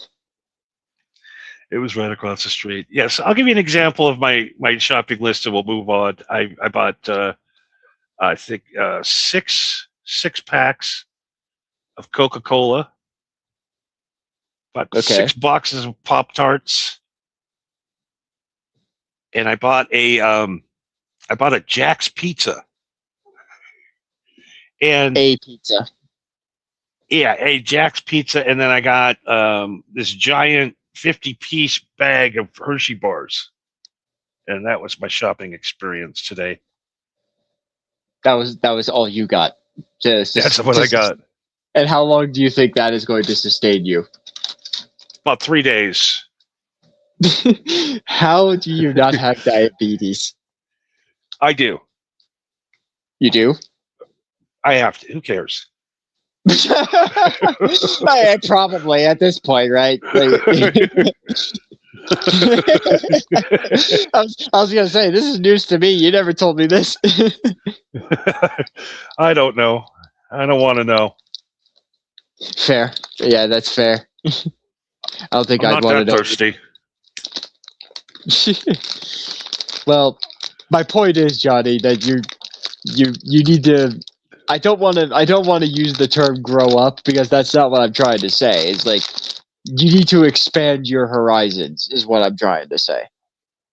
Well, yeah. I mean, my diet is fast food for lunch, pizza for dinner. Right. Yeah, and I gotta get on this diet. I'm trying to get a show sponsor for this show. Maybe like Factor Meals or one of those things where you just put them in your thing and you pop in the microwave. Yeah, something like Toadies or Red Baron or something. Yeah. Like full meals, like like chicken cordon bleu or beef stroganoff, and those healthy meals. Oh yeah, like once a day. Like meat.com or whatever the fuck. Yeah. Yeah. Factor is one of the big ones. Maybe if you type in code Johnny, they'll charge you 20% more. Yeah, why not? Why don't you? Yeah, why don't you apply for that? You could probably get You could probably get a month of food out of it at least. Mr. Duggar, there was a time where I had a deep fryer when I was in LA at my house, and we used to deep fry those burritos. Oh God, it was the best. Oh, it was the best. Yeah, I remember deep frying frozen burritos. We didn't do it often, but every time I did, I would take a bite and I used to be like, but I can feel my arteries clogging as I speak. And I did not But give it's a so good. single fuck. Hey Smith, those meals are around $13 each. Okay, maybe I'll try Nutrisystem or something. I don't know. Nutrisystem? I just need to get a wife, maybe. No, you've tried that already. Yeah, but they were not good cooks. Okay, that's fair, I guess. I want some bitch making me some chicken fried steaks for breakfast. You know what I mean? Chicken fried steak for breakfast. I mean, every man wants a hot chick, right? That can cook, clean, leave them alone,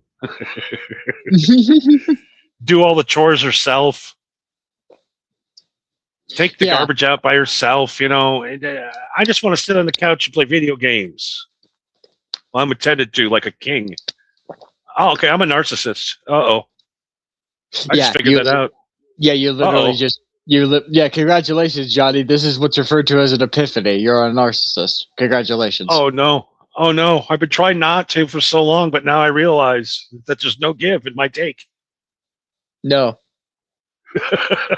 There literally isn't. The fact that I even got you to join me on Mondays on Twitch at all is astounding. Oh God, yeah, you really, that was a tough sell. See, this is. I remember that day going, how do I get the fuck out of this? I don't want to do this. I half expected you to flake on me, to be honest. I was half expecting you to flake on me. I was just like, well, if he doesn't want to do it, then I'm not going to force him, But then a little bit of the narcissism curtain opened though, and I go, he's given all of his time to me on Tuesday nights. He's went through and made the most amazing playlist, by the way, MHH Johnny's Picks, on Spotify and YouTube Music. Absolutely, check it out. He's done all of this, and he asked me to join him for a couple of hours on a Monday night. No matter, you know what, you're going to do it, you son of a bitch. I know you don't want to do it. I know you normally wouldn't do it, but he's a good guy. You do that. And I got on, and I'm like, oh, I like this, actually. Okay, cool. But boy, just getting me there. Yeah, I know. I knew it was asking you a lot because it was something that I know that you openly hated the concept of doing, but it was just like don't think of it like that, because the selling point was that I picked a game that was all about making decisions. So that's what I think what roped you in, was that you played a factor in it, but not directly. You know what I mean? Yeah, and that was all internal in my mind. I never said that to Mark. I never told him to fuck off. I didn't want to do it or anything. But I'm like, you know what? He just asked me, and I'm like, yes, I'll do it. All right, I'll do it once. Yeah, so I did it, and now almost 2 years later, it's literally every so often you message me, you're like, hey, so when are we playing Mass Effect again?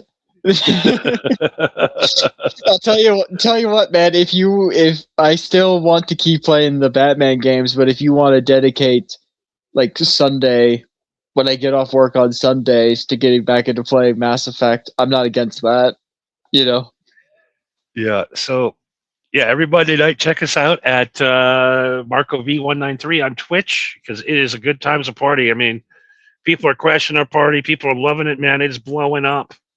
Yeah, I got raided by a random Twitch follower of mine who was in the middle of us playing Batman Arkham City, and the conclusion of the plot anyway. Which, by the way, I pretty much spent all day running around and dodging all of the side missions, but collecting all the Riddler trophies and trying to find all the riddles and shit. Like, I've spent probably like a solid 4 hours of doing nothing but running around the map. You want to take a guess of like what percentage of the Riddler shit that I have found? I'm going to say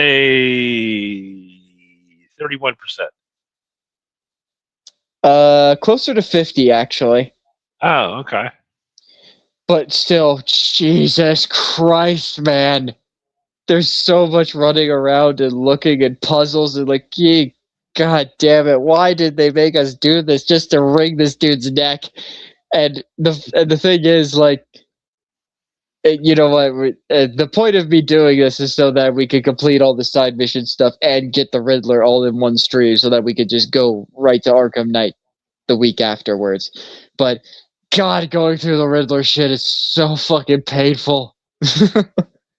Oh, it's just the video game practice. It's like almost.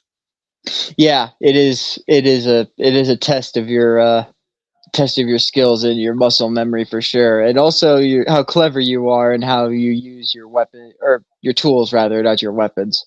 But yeah, there's so much, and then there's shit like on the outer map, and then there's shit in the individual buildings you got to go and find. Like, it's a whole fucking thing, and I think you have to find like 85% of the Riddler shit before you eventually find him.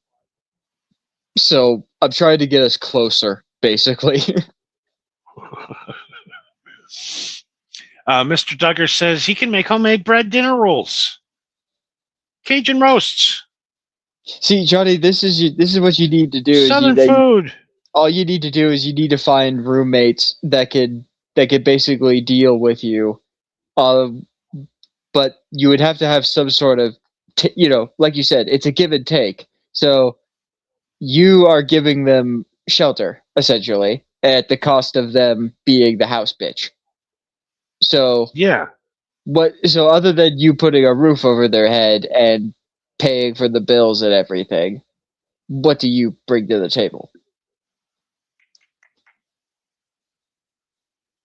Nothing, man. I don't bring nothing. There's nothing. Sleep all day. I'm up all night. I make a lot of racket. I do crazy things for no reason at all. You know, last night I decided to go for a swim naked. It was great. That's So what I don't know. I don't know if I want a heterosexual housemate. I don't know. Are you bi? I might get, I got a keg in the garage. You never know. I don't want any of that funny business going on with the roommates. You know what I mean? Listen, I'm not a big fan of roommates either. Well, that's not true. I've had roommates, but that's family. That doesn't really count. Yeah, A. Smith is right. Johnny needs an Alfred. He does need an Alfred. Yes, I would love an Alfred. Loyal manservant. Somebody to lay my panties out on the bed in the morning. Jesus. What happened to Diddy's butler? Can we find him? Can we hire him? The motherfucker's been very quiet. Yeah, he's been missing for a long time, and he's been real quiet lately. I think that motherfucker's dead. Diddy paid him a lot to shut the fuck up, and he's shutting the fuck up. Oh yeah, he didn't say shit. That guy is a fucking G. You know what I mean? Certified G. To have somebody that you treat like shit like that for years and not come out and talk shit about you? Yeah, while you're in prison? Yeah. What does he have on that dude? No, Mr. Duggar. I think Bentley Farnsworth is the man's name. No, Mr. Duggar, I think you misjudged me. I said I don't want a bi or gay roommate because I might be tempted, I'm not bi or gay, but I don't want somebody in my house convincing me every day that I might be. You know what I mean? The Miller beer tastes too good over here. You never know what could happen. Weird insinuation. You know, I'm saying for a long time you don't eat hamburger, but one time you get drunk and there's a hamburger there, you're like, well, maybe I'll try it. See what I'm missing? That's yeah, that thought has never crossed my mind, and I've gotten pretty hammered quite a few times in my life, and that has never occurred to me. It's like, maybe I should swap sides. No, it's Wheeler Walker Jr. Oh, that went over my head. Then I apologize. Yeah, I gotta find that. I might be gay today, but I'll be sober tomorrow. That's funny. Yeah, I mean, them gay guys it's like being a woman. You know what I mean? It's No, compromised. No, I mean, like when a woman drinks too much and she didn't really want to have sex with the guy, but then, your inhibitions kind of leave you and you kind of black out. And next thing you know, you had sex and you wake up the next morning, you're like, oh, no. Okay, Shit. but the difference is you're not a woman. Exactly. But that's what it's like when you have a gay predator on you. You know what I mean? A gay roommate. Hey, Johnny, have another beer. Let me go get you another beer, buddy. Good, ain't it? I think you're just paranoid just because that woman poisoned your drink. Well, yeah, that too. But I'm just saying that there's been a lot of straight men that have went drunk gay. Not me, but I've heard. I have heard that before, but I don't know if that's entirely true. I think it's just like, nah, I feel like that's an excuse. I think you're hiding something, Yeah. Yeah, I've never been with a buddy that said, yeah, man, dude, we smoked too many bongs last night, and I blew Ryan. What? Yeah, that has never happened. I've never heard that story before, ever. I bet the room would smell like hamburger after all that butt pounding. Where did that come from? I don't know. Where did that come from? Sips you a Mickey and wakes up with a sore ass. Boy, our chat tonight is blue. Apparently they're on the same page as you, it looks like. Yeah, our chat tonight's working blue. I love it. I love a blue chat. Serves you a Mickey with a Mickey. Yeah, that one clip tunes because a lot of men likes cakes, but how many like them with a birthday candle? Not a lot. Not me. Jim Norton. That's the only guy I know. I know. There's some that are, but I think statistically speaking, vast majority says probably not. Oh my God! How did we get into this hole tonight? Because you tell Johnny, me, man. I've done everything I could in the last 2 weeks to ruin my broadcast career for good. Is that I what really you've have? been doing? Not intentionally. As I'm creating these piles of shit, I think they're masterpieces. Then I go back and listen to them, and I go, "This might be the worst radio I've ever done."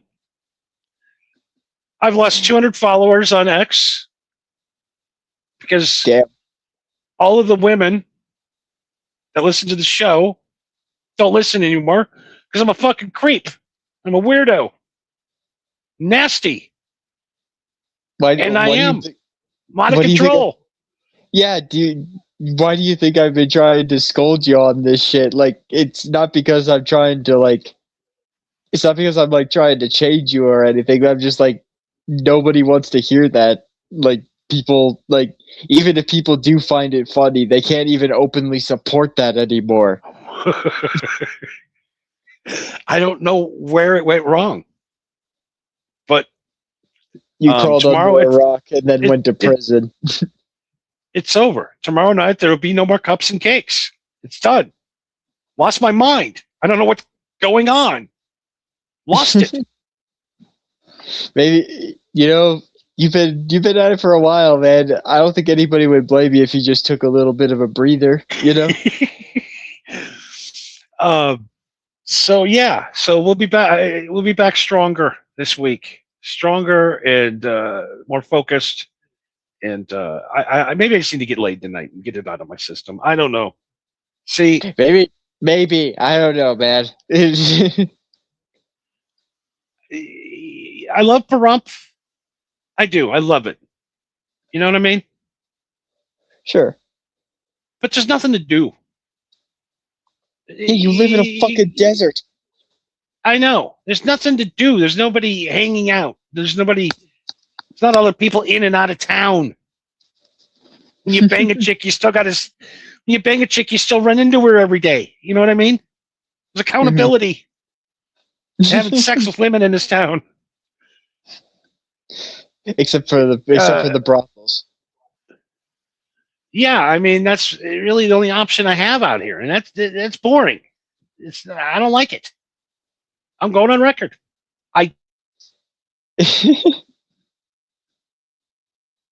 Well, I mean, yeah, that's quite the conundrum for you. But I don't know, man. Maybe I was gonna say maybe do your dirty business in Vegas and then drive back home somehow. But last time you tried that, the woman almost killed you.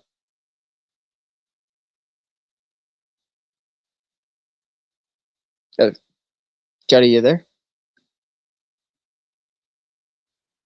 Okay, no, for some reason it just went off.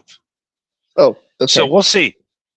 We'll see what happens here. But goddamn, you know, it's like I don't know how to explain it. Just a nightmare. Like it didn't happen, and you got to move on. Yeah, Mr. Duggar says that was funny. The whole marathon you went on.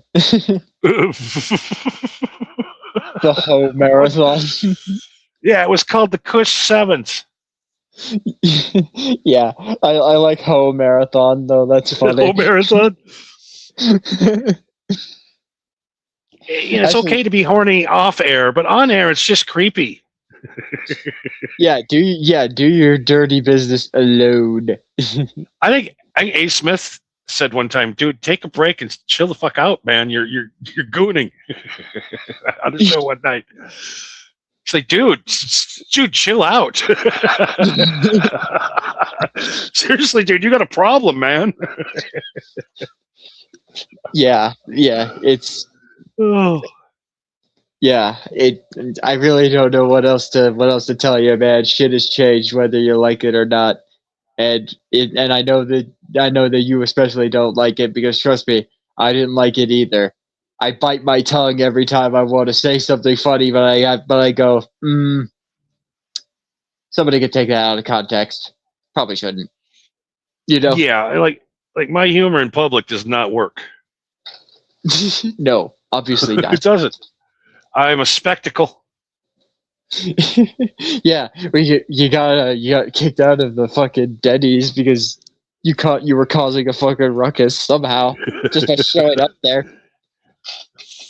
I'm a problem, man. I'm a problem. I don't know I gotta what be fixed.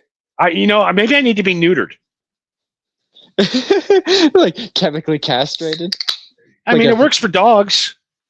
You know. Yeah, they do it for humans too. Couches and stuff. It's just like, you know what? Let's just end this lust. Let's carve the lust out, so I can live a normal life and bring wholesome broadcasting to families. I want to be a family entertainer. Well, I want to mean, be like Nick Babiglia or whatever his name is. Okay, well, yes, that is an option. However, when it comes to something like that, I'm sort of in the camp of just because you can doesn't mean you should. Women are meant to be on the kitchen. It's the safest place for them. That's right. No more ball sweat. Well, I'll double down on this. How come there's no clocks on the kitchen? I don't know. There's one on the stove.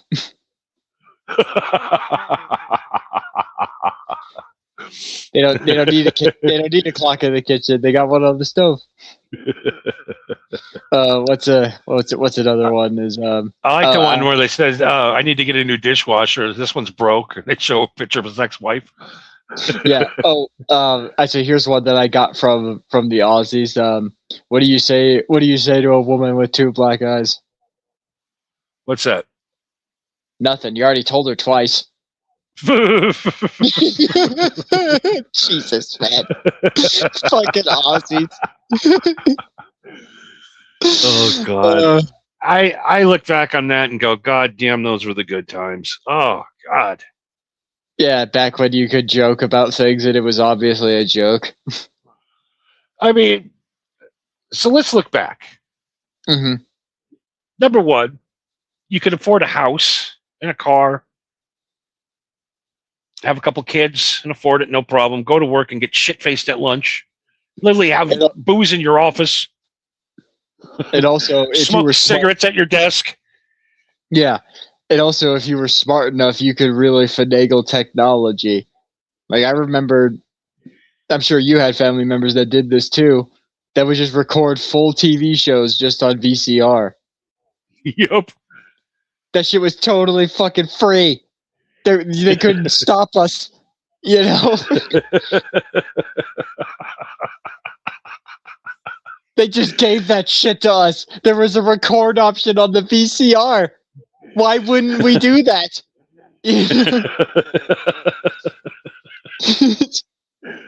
Oh God. Yeah, and your wife would stay home all day and have dinner for you, have your pipe ready for you, your slippers. She'd be out and fixing your dinner, and she'd leave you alone. You'd read your paper and watch the evening news, listen to the radio a little bit, kick back in your den. Then you go eat dinner with your wife and kids for about a half hour, and then you go upstairs and your wife would do whatever you told her to do. Yes, but that's because the man actually had a job and he went and worked. She did what I say. She's my property. Property, Jesus. Oh God, yeah, we have like all the people that are crying and bitching about how we haven't evolved. We've evolved quite a bit.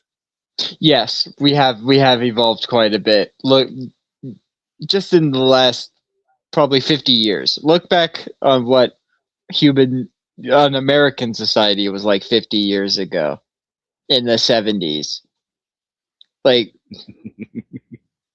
the 70s is like the cusp of like the civil rights movement, the CIA fucking with us, the hippie movement, like there's so much shit that happened 50 years ago where people were just murdering each other for like heavy real shit.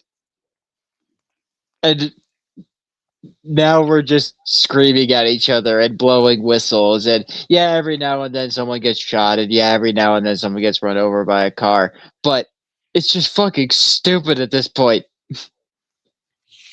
And like A. Smith says too, back then you could live on a single paycheck. Yeah, you could. Yeah.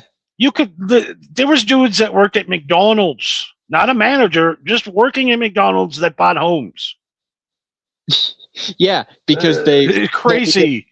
Well, that was because they lived with their parents, but they had that opportunity to save up enough money working a minimum wage job to eventually get a house of their own and get a better job, It's crazy. My mom bought a house, I think, for $12,000 back then. Well, damn, I was and I don't think, I think she worked at a diner and bought a home as a waitress.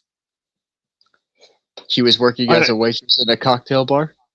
That's what she says. I think she was stripping, but yeah. Oh, cocktail bar. I see. Yeah, I'm pretty sure every Thursday night wasn't to going to prayer service or Bible study. Bible study doesn't last till 6 a.m., but that's just me. I don't know. I could be wrong. But okay, yeah, that one's a little questionable. It's a different time now. I literally do not know if, like, I was broke today, right? Say, like, I'm completely out of money, starting from ground zero right now. Sure. I have a degree in broadcasting. Okay. I've been thrown out of the Screenwriters Guild, so that's that's not even an option anymore. Yeah, maybe don't put that on your resume. I've been chased out of every union I've ever been in. I've been fired from everywhere I've worked. I'm not a nice man. I'm trying to make amends. I'm trying to heal. So first of all, I got to find a place to live, right? Yes, And that's going to be you obviously gotta have a place to live. in a normal everyday. I want to live in the suburbs. I don't want to live in the ghetto. Hmm. I just can't handle the stress anymore. I'm getting old. I can't fight. I'm rickety. Uh, so to get an apartment, I'm going to spend. It looks like about $2,200. Am I close? For a house? You think?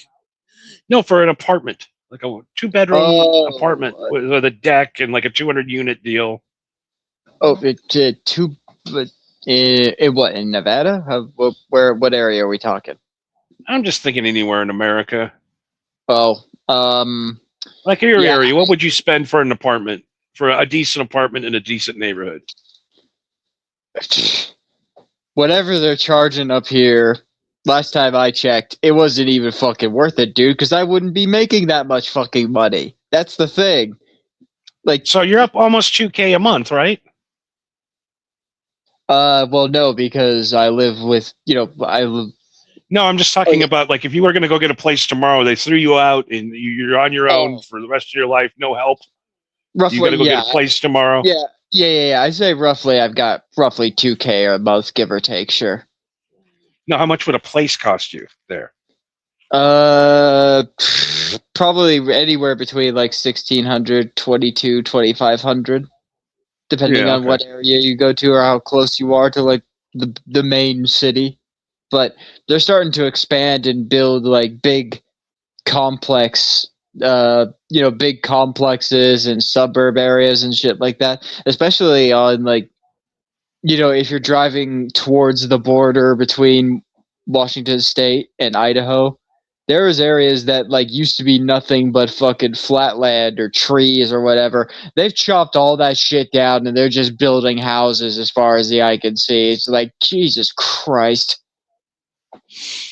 Do you know there's currently 50 million vacant homes in America?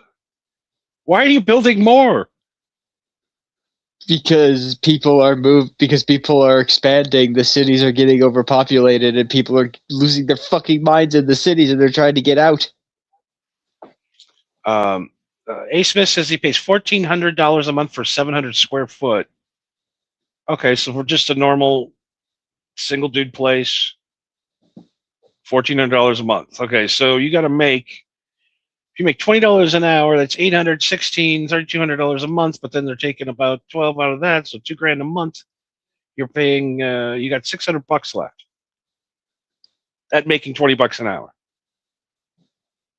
and you're not even paying for your electricity, your water, your car insurance, your car. So at $20 an hour, you're not even breaking even. No.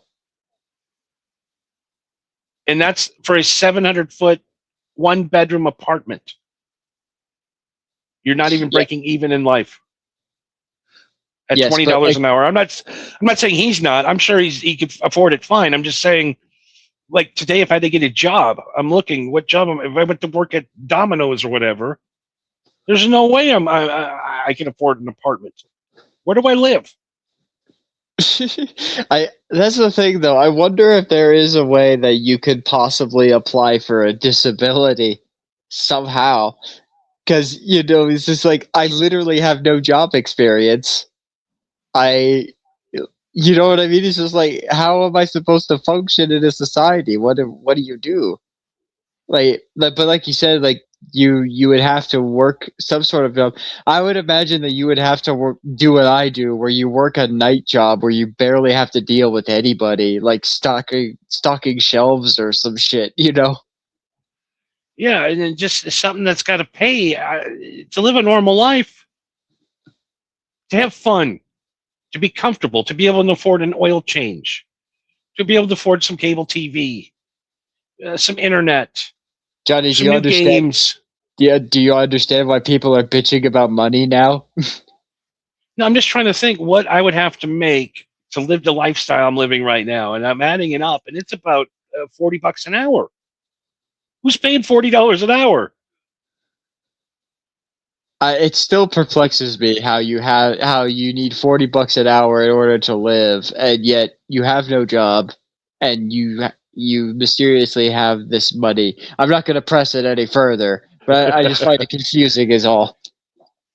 It is confusing. It's very complex. You know, Yes, beyond my reasoning or understanding. I know. yeah, it's a lot of crypto. Crypto, eh?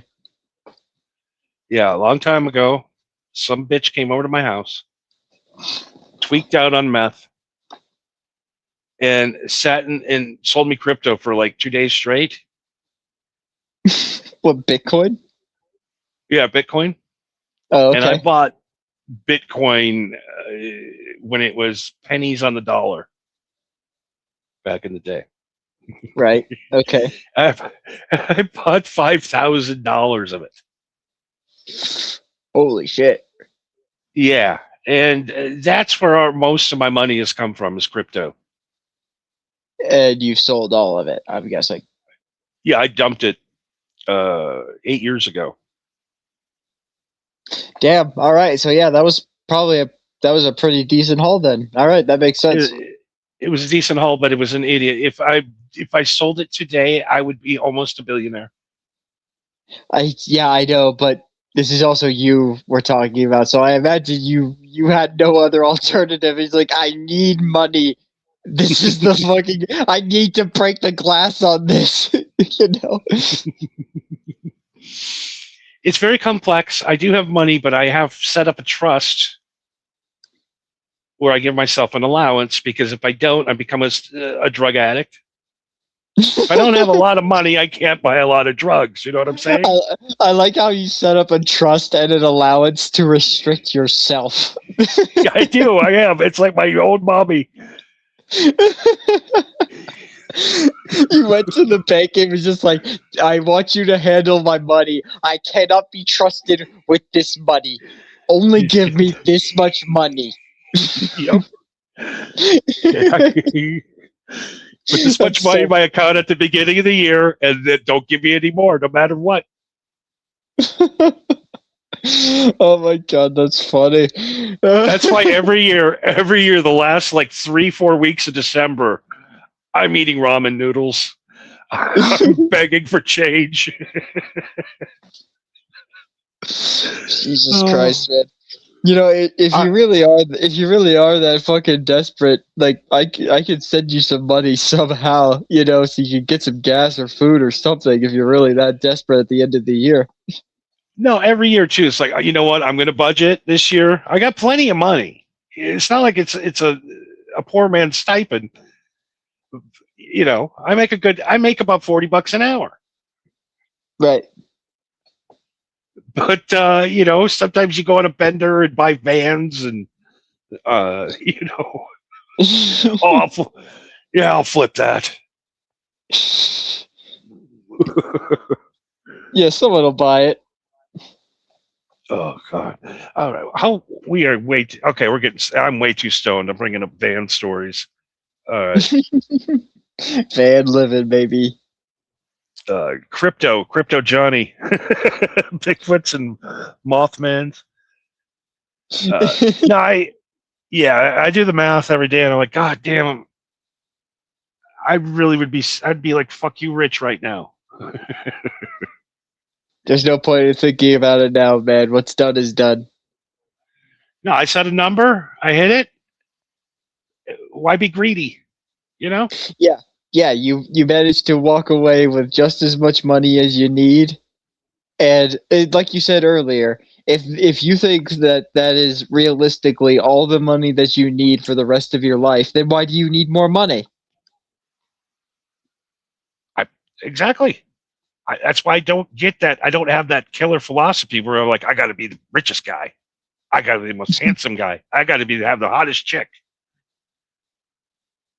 Oh, by the way, I want to ask you a question. Yes or no question. All right. Okay. Say you and your buddies go out drinking. Okay. You meet a chick. Mm-hmm. Hottest chick you've ever seen in your life. Dream Okay. girl. Mm-hmm. And she brings you home to this. Are you still going in?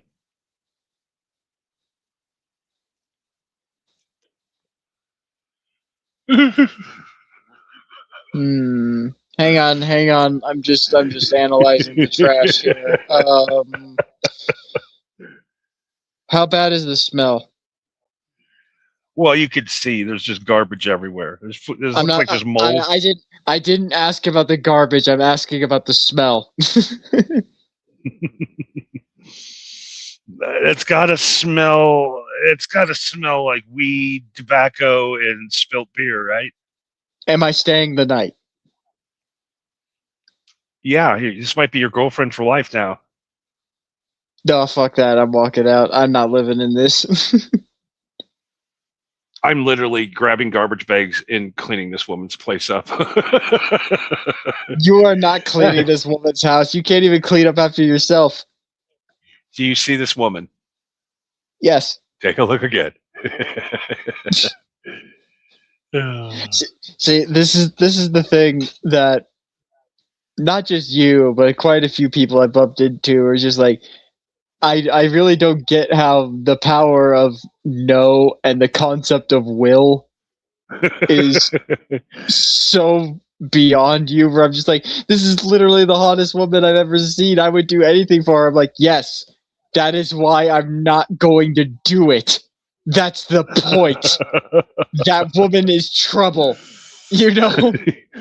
She's got serious mental issues. She does not clean her apartment. Yeah, she knows that she's done this before, where she knows that she's brought dudes in here and this place is trash, and she knows that she's hot as fuck and they don't care. I'm not going to put my foot in this trap. I'm walking away. You know? I'm honestly gonna be. My place has looked like this one or two times in my life. Exactly. I know. I'm guilty of this too. If I would be more surprised if the roles were reversed and I brought a girl in and they saw that and they would be totally cool with that. Yeah, horny. Yeah, wouldn't you be kind of concerned? Can't you even hold? You can't even hold her ankles without knocking something over. He says. Yeah, exactly. Like, what the fuck are we even gonna do? Like, Mr. Douglas says, "I'd bang her on the biggest pile." the biggest pile. Okay, which one of these is the recyclables? The recyclables bag. We could make this into a beanbag chair, right?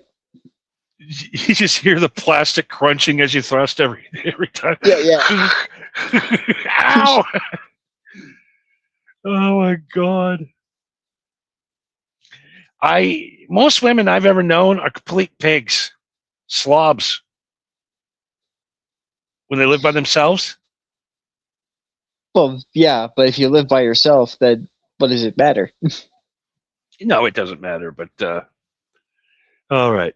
So before we go tonight, you guys know Monday nights. Me and Marco, we hang out. We play Batman. The Batman. Yes, Batman. Lying piece of sack of shit, slut No, trash I'm not can, lying. Scummiest dirtbag, bitch. Mondays. I don't know why you're so angry. Because People you're out not the here. one playing. You're not the one playing it. I'm the one playing it. So Joker. It sounded like the Joker dying last night. That guy. I know. Yeah. So yeah, last Monday we got to the conclusion of the plot of Arkham City, and yes, unfortunately, it's not really spoilers at this point. The game is old. The Joker dies at the end, and it is very tragic and very sad. I could hear that Johnny was also very heartbroken by that. It's just like, no, how the fuck could they kill him? There's no way. But, very upset with the Joker's actions last night. Very upset. Yes. The Joker has done very questionable things in the past, especially in the video games. But this especially is just so out of left field. But for those of you that missed out on catching us live, you can look up the full stream for the next few days on my Twitch at MarcoV193. But I managed to get some clips of the good bits of what you missed. And you don't want to miss out next week because we're going to go after everybody else in Arkham City. That means Deadshot, the Riddler, the identity theft killer. We've got Catwoman's side plot to go after. We still got plenty of shit to do in that game. But here's all the great action-packed stuff that you missed.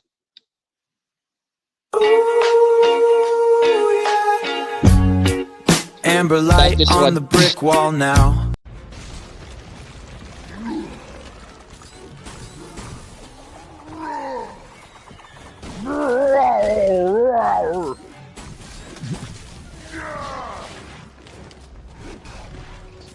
Sounds like me after I climax. I really didn't. Oh, Jesus. Yeah, thank you for telling me that, by the way. I really needed to know that. Thank you for sharing. That's why there's never a second date.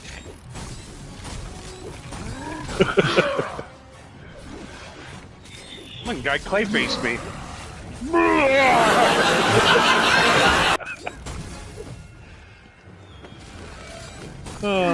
Do you think if a chick said that you clayface me, would you be insulted? You see what happens, Larry, when you fuck a stranger and then... Don't just stand around. I didn't expect you to say yes to that.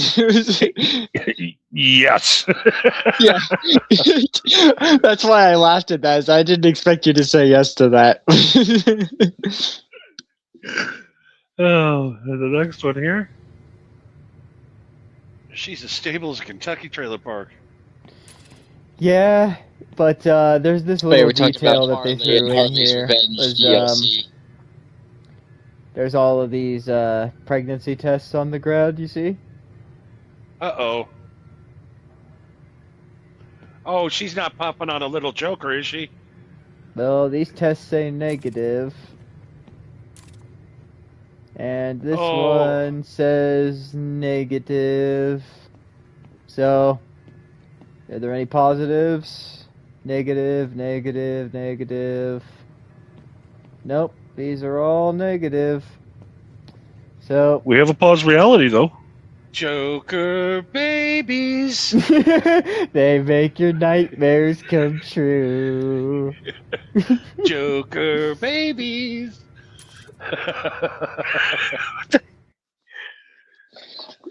So yeah, Harley Quinn took the death of the Joker real hard in the DLC. It should really be that Marco plays with a retarded guy. I don't know how else to describe it.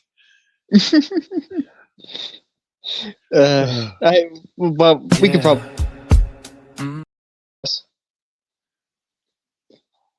Sorry. Wrong clip. I think we got 2 or 3 more, right? I don't remember how many I sent you. Here we go. You'll just break out and do it again. Think of it as a running gag. No! Oh, fuck. No! Why would you do that, man? That's honestly on you. Are you happy now? Do you want to know You something? stabbed me, you fuck! Even after everything you've done, I would have saved you.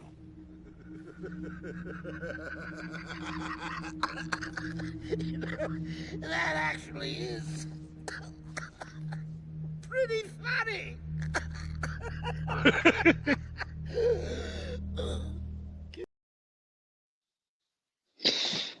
Yeah, as sad as it was to see the Joker go, at least that was a great way for him to go out. Was him to say that was actually pretty funny, and just dying, literally dying laughing. He looks.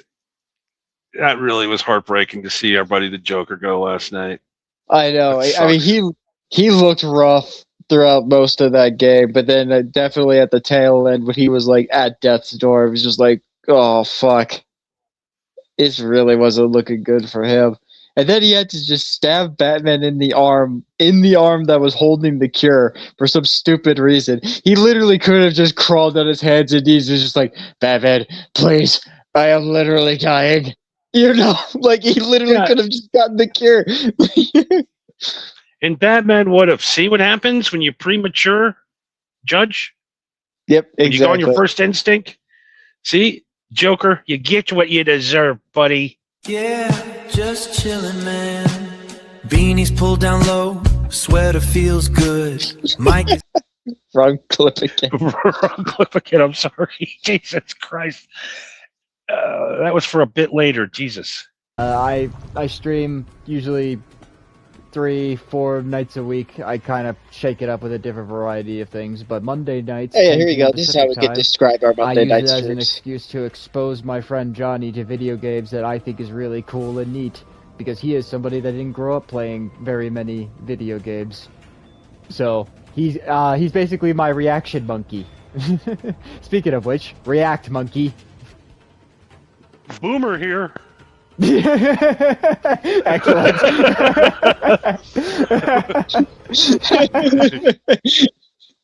That was actually that was so fucking just perfect timing. Just Boomer here. Boomer over here. Yep. You tried the That's propane? Yeah. I prefer the meat, not the taste of the heat, if you know what I'm saying. Oh, that was so good. I think I might use that as the cold open to the compilation. Just react monkey. Boomer here. Just I stream usually. Oh That my was an God. accident. That's oh my God, that had me fucking dying when you said that. that was right when we got raided too, so it was perfect. Yeah, Boomer here trying to tell me how to play these goddamn video games. These kids and these games. Yeah, listen to me, Sonny. I know how to play these goddamn video games. I played Sonic, I played Madden, I played Pong. And That's I think it. we have one more here. Let's check it out. There we go. One more? All right. Beat the autism out of them in the black community. What about Urkel? Well, they fixed him. They turned him into Stefan, remember? Oh well, yeah, but that's because of his autism. It was because of the autism he turned into Stefan. That's my point. Autism cured. his Autism cured his autism.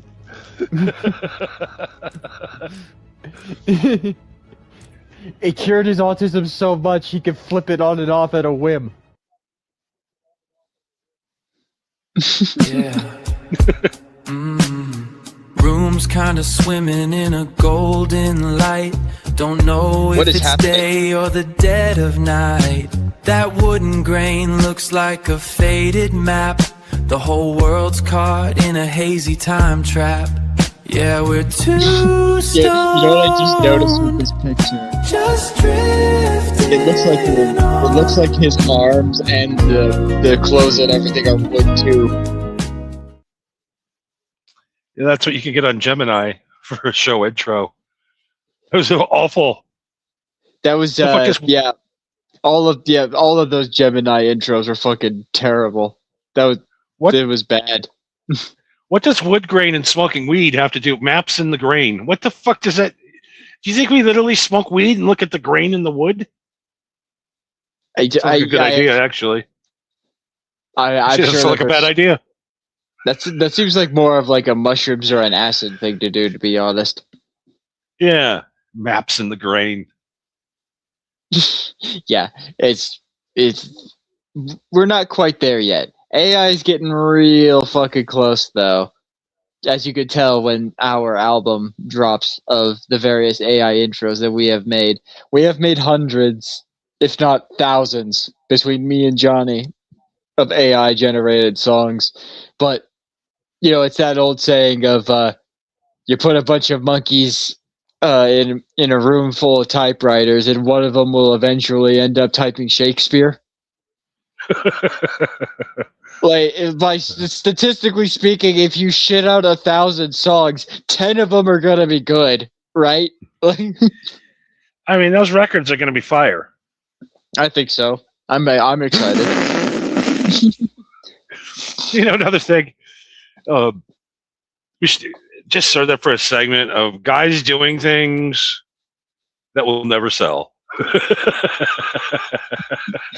Actually, there was a screenshot that I saw that I've been meaning to send you, but it was this fucking Amazon. There was this Amazon article for a book that this guy wrote that was how I what was it? It was how I made $250,000 by selling a book, and it was one copy on Amazon that was on sale for $250,000. It's like that's literally what we do. It's like we make it just so stupidly expensive that nobody would even buy it as a goof. Like that Vinnie Vincent record. Exactly. That dude's charging $2 million for that fucking album. No one is going to buy that. Even people with money don't want that shit. I always wanted to do a Patreon and have the monthly membership like my monthly nut. And hopefully get one guy. Yeah, but the thing with Patreon is that people have to pay money to see it. I don't think people want to pay money to see that. No, people don't even want to watch it for free. I mean, it's Yeah. like these delusional guys that do shit like that. Oh, I'm going to get a Patreon. Dude, people don't even want to watch your show for free. Why do you think they would pay for it? Are you stupid? Well, I mean, it depends on what we're it's talking about, but yeah. It's like a rock band that goes on the road that doesn't have a hit song, doesn't have a following, and just goes on the road and then comes back. Yeah, we were on the road. I go, well, what was your total attendance? Well, we did 300. What, a night? No, the whole show. You guys played 100 shows. Yeah, sometimes we just played to the bartender because why did you go on the road? You're way ahead of what you're doing. Number one, make a hit song that people want to listen to and come see you. Don't go out to have people come see you when you don't have the song. Yeah. Yeah. Don't charge $3,000 for a Patreon when you can't find 4 people to watch it for free. Exactly. You gotta find people that are willing to watch it for free, because some of those people that will eventually come to you and say, "Hey, I want to give you money so that you can keep doing this." That's how it works. Nowadays, Patreon is just begging for money at this point. Although, now that I'm at the point where I'm making my own compilation videos, basically out of these clips that I make of me and Johnny and me and my other friend playing video games, it's taking me so goddamn long to edit those videos and make them flow together perfectly, and the subtitles and all the goofy stupid jokes and shit that I throw in there. Like, it takes me literally weeks to make those videos, and I'm just sitting there going like, god damn, no wonder people on YouTube beg for Patreon money so they could pay for editors. I would literally pay money for anyone but me to do this shit right now. Well, there is a solution to you right now. I can tell you right now. It's called Opus Clips. Try it right now for free. Up to 1 hour worth of material. It will generate clips to get views. Okay, yes, that's what I use. Yes, but see, the problem is that it generates clips that it assumes that people want to see, which I'm sure it does, but I'm trying to use these clips for the purpose of making them a long, extensive video. You know what I mean? Is like there's a method to my madness that the AI won't understand. No, I know. I mean, just on the side, do some AIs just to add to the content creation Yeah. folder. You know. Yeah. I get what you mean. Yeah. Go to I- go to Opus Clips right now.ai and type in Johnny and Marco, and they will charge you 40% more right now. Mr. Duggar says Johnny and Marco, the new Milli Vanilli. Oh God, I would love that. Yo, actually, maybe you could explain it to me. What the fuck is Milli Vanilli? Milli Vanilli was they got a guy from France and a guy from Germany who couldn't speak English that looked super cool, Mm-hmm. and then had a bunch of fat black people record a bunch of hit songs, Okay. and they would put them out as the guys that were singing the songs, and they couldn't speak English, so they would basically go out and just lip sync shows for a couple of years, and then one time the tape slipped because it was hot outside, and the DAT machine broke. And they all figured out that they were lip syncing. They took their Grammys away, and were thrown out of the music industry forever. Okay, well, I mean, that's not necessarily on them. Like, sure, performance-wise, they're hacks. Okay. But they still wrote the music, right? Did they make the music, or were they just the stand-ins, basically? They just found two good-looking black guys. I mean, these guys were hot guys. I'm not gay, but like women, Right? were drove women. I mean, they were the hottest-looking guys they could find on the planet. And then the whole thing broke, and they're like, "Oh no, we can sing. We sing. Book us on Arsenio Hall. We'll sing live." And they went on. They couldn't even. They didn't know the lyrics. They couldn't sing. It was a disaster. Like they thought they were gonna fucking fool everybody and go out and do it for. They practiced and they didn't know English. Okay, well, hopefully we won't crash and burn that bad, because at least we know how to speak English. And then the ironic thing is 99% of all hip hop artists are lip syncing now. Well, Blame it on the rain. What's one of the hit songs? that's Milli Vanilli. Okay. Yep. Baby, don't forget my number. Baby. Milli Vanilli, everybody. I sing better than them, and I can't sing at all. There's proof of it. I can sing better than Milli Vanilli. No, they danced and it looked good. The one guy had the braids. Looks like every NFL player. The long braids. Oh God. So yeah. I would love to type in, "Hey, tonight's subjects, this, and this."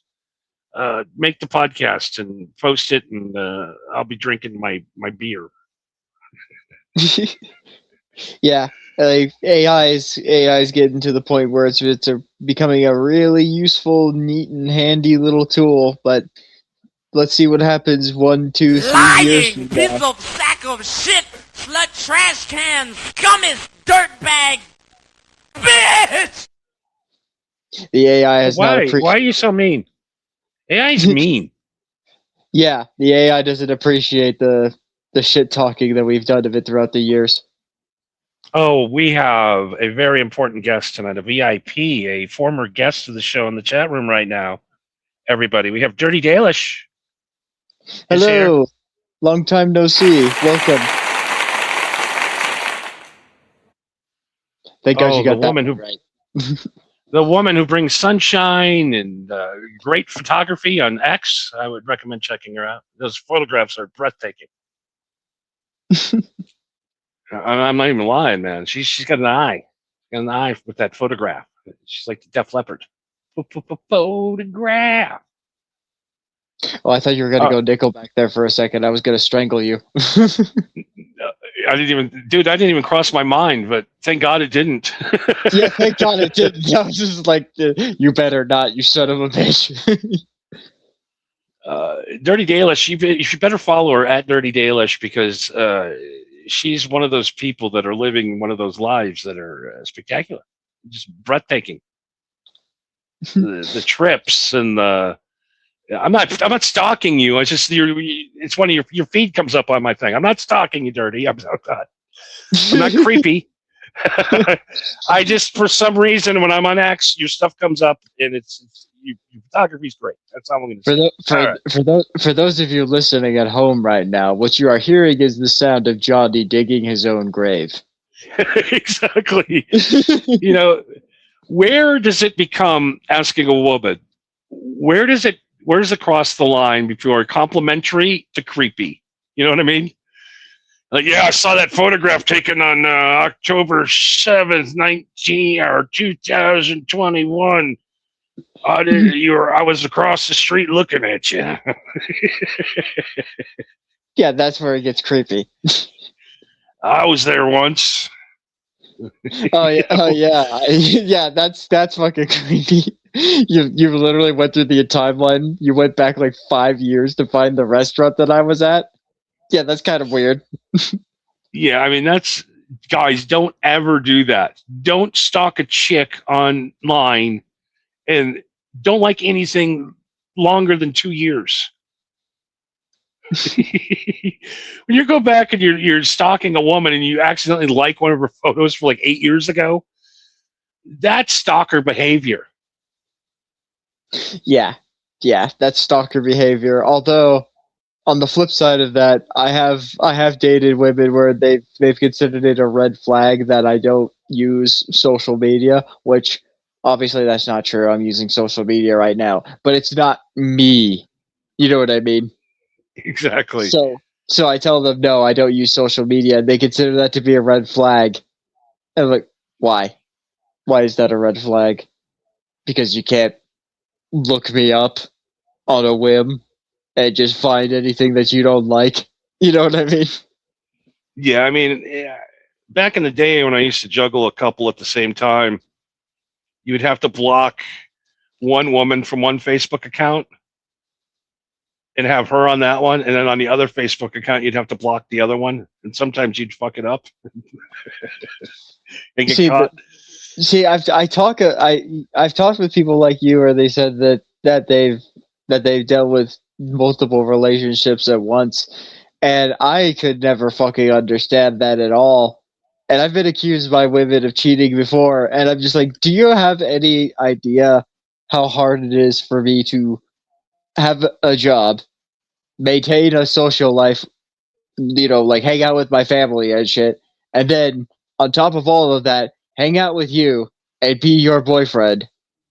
Do you really think I'm juggling another you on top of all of that shit? Really? Do you really think I have nothing better to do with what little free time I have? Dirty Dalish says, girls love to stop. Media of the guys 100%. That's okay, but let's Oh god, she's like, you come home. Yeah. Okay, you were going Hello? like you were going really robot-y there for a second. I don't know what was happening, but yeah, go on. Okay.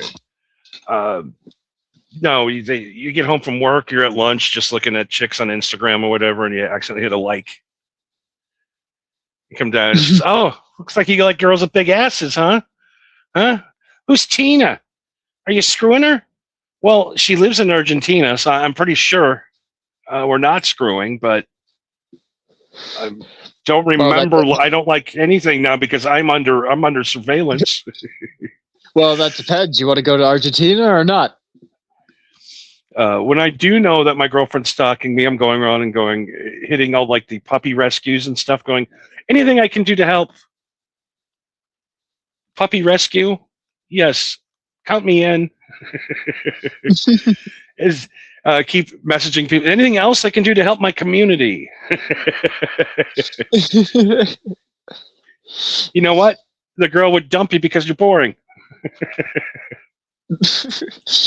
Well, I mean, hey, maybe that's it. But I've talked about it. You joke on me all the time for being a nerd and being so into video games. And I was like, no, that's the one thing that I have on women. Where I'm just like, yeah, I'm a nerd and I play video games, but you know exactly where the fuck I'm at.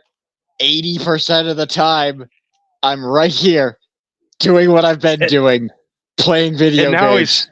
You know, he's actually streaming it with a timestamp. yes, I'm streaming it with a timestamp, making like fart jokes and dick jokes with my friends, making references to movies and stupid memes. That's what I'm doing with my time. Not going and slinging dick like I'm Hugh Hefner or some shit. You know? Yeah, Dalish goes, they think you're judging a hotter, easier chick, juggling a hotter, easier chick. Okay, but even if there was a hotter, easier chick, that's my point. I'm already juggling too much shit right now. Do you really think I have time to juggle another one? And some people do, and that blows my mind. I can't even comprehend it. Dude, when I was in Vegas, I had a spreadsheet. Okay, but you're in Vegas. And, then it just gets to the points where, like, I don't want to hurt people's feet. Then people get angry, and it's not worth it. It's just be honest with your chick up front. Don't be sneaky. And no, guys, like Dirty has proven, your chick is watching everything you do online. Everything. She's probably got a notification on her phone. Anytime you log on. Oh, yeah. Especially if you both have an iPhone, she's definitely stalking you, and vice versa, because it's very easy to do. I know I had a guy. I had a buddy that was a chiropractor. Mhm. He had one of them Apple Watches. Yeah. So while he was cheating on his wife, he somehow activated his Apple Watch. Mm-hmm. Mm-hmm. And the feed went to all of his Apple accounts, including his Apple TV with his kids watching. Ooh. I mean, what are you doing? Are you an idiot? Why are you cheating on your wife? Why are you saying that like you're innocent? Oh my God. Mr. Duggar, I could teach a class on how to cheat on your wife and girlfriend. I'm really good at it. I've very rarely ever gotten caught. Knock on wood. Well, except you did this back in the day when smartphones were very new. Yeah, like last year. Okay, well, yeah, that's it. Yeah, never mind. I retract my statement. Yeah, technology's gotten a lot better. It has, and people are a lot more wise and smart to how technology works. So that's what I mean, though. Especially if you have an iPhone, you can look up any fucking YouTube video on how to stalk your family members or your friends. Like it's become a fucking meme at this point. Where like I saw like a Facebook post that somebody pulled up where they said that like someone's wife was stalking their husband on the Apple GPS, and he would like diverted course from his usual path, and he stopped at like a dessert shop. He stopped at like a dessert shop, and then she messaged him and said, "What do you think you're doing? Get the hell back here!" And he says, "No, I'm eating cake." And she's just like, you're not supposed to do that. He's like, "Come stop me." Just straight up like, I don't care. Come and stop me. I'll finish this cake by the time you get here. Yeah, there is no more trust in any relationship anymore, and that's why I'm single. Same. Honestly, there really is no trust. And even when there is trust and you try to do your best, sometimes it's not good enough and they demand more proof. And he's just like, "I've literally given you everything I could possibly show you. I don't know what you want from me at this point."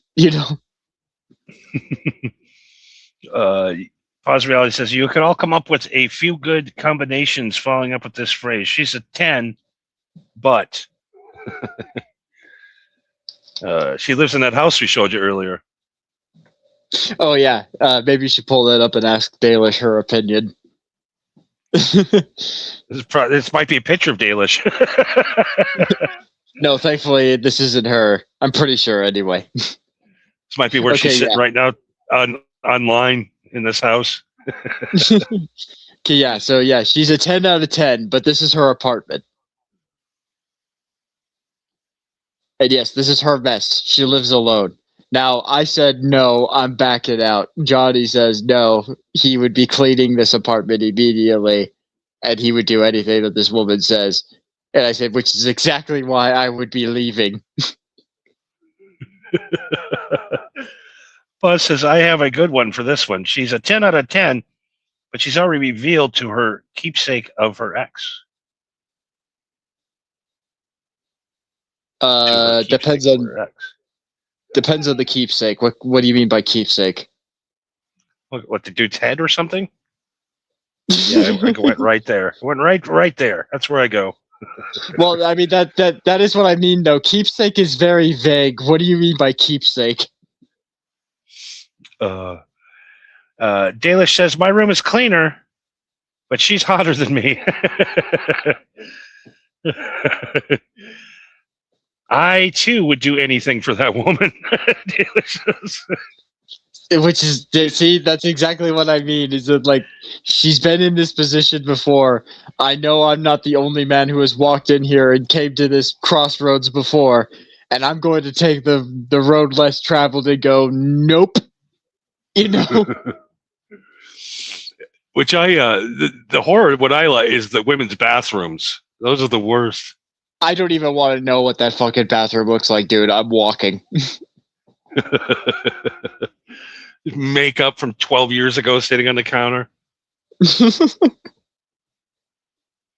I'd keep a crazy keepsake like a hair or fingernails. Yeah, that's pretty crazy. I'm not gonna lie, but if that's her weirdness and she's a 10 out of 10, I've dealt with weirder. Okay. But. Yeah, I don't know. With that messy of tendencies, she might be trans. You know?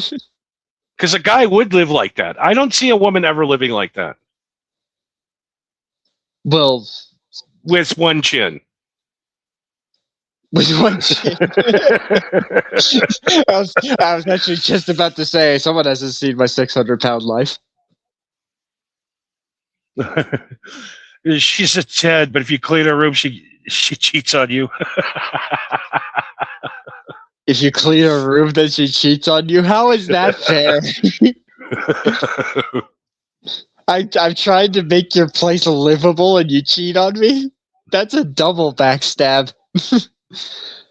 Guys, once you realize that women don't care about that sentence ever, your life will be better.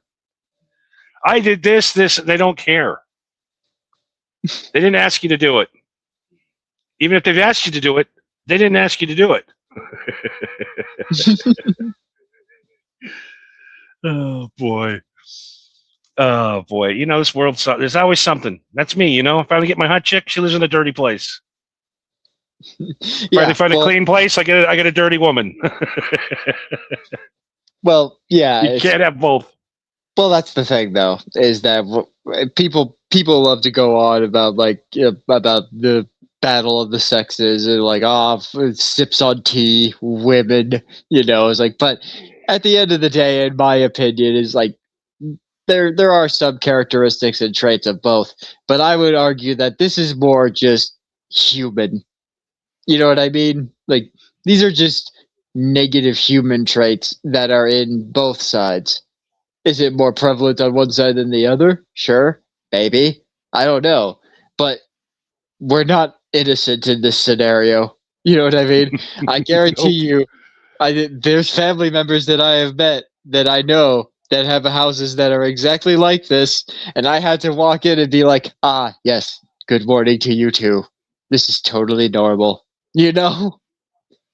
I like when you go over to people's houses like that and you're expecting that and it's squeaky clean. You're like, oh, was it your landlord during an inspection? Yep. Yeah. You didn't turn over a new leaf, decide that you need to change your life but no, it's just somebody's forcing me to clean my place. The authorities, the health department. Yeah. It turns out that we got a notice on the building a week ago that said that someone is responsible for this building quite possibly being demolished. And then I got a letter about 2 days ago that turns out it was me. Dealer says the cigarette pack next to her tells me I need to know. Yeah. You could have All just I need to know. I'm sorry. Yeah, if you just cropped that image of just her on the couch and the pack of cigarettes, that probably would have been it for me too. It's be like, oh yeah, hey, wait a minute, hold on, you know. Oh, we do some smoking videos. All right. Creepy Johnny's coming up. I think we're too stoned. I think so. I think we're there. I think. I didn't realize we did our final segment 49 minutes ago. That's how you know. That's how you know we're too stoned. Bit of a tangent tonight. Isn't that what we do? We go on tangents about nothing. And you know what? We revealed something. We did. Yeah, we revealed that Dirty Dalish is awesome. Mr. Duggar is awesome. A. Smith is awesome. And the most awesomest, of course, Pause Reality, third mic guy. We got Mr. Duggar stoned to the bone tonight, 420. We love that. Perfect. Then we did our job. Dirty Dalish, you know we love you over here. You're always invited. Huge fans. Yeah. Not stalkers, fans. We both know we can't have you, but we do admire your work. Okay? I think that's the best way to like put a chick at ease. You know, we both know that we're never going to have you. We know you live in a different area. We don't know who you are in real life, but we do enjoy your work. We're not like that. We're not creepy. Hey, let's get this chick, guys. You know, I don't know. I'm trying to be. We like your work, and we're not stalking you. I enjoy your work. I enjoy your photography, and I enjoy you. Johnny, if you keep digging this grave even deeper, I can't pull you out. I know it's so deep. Your head.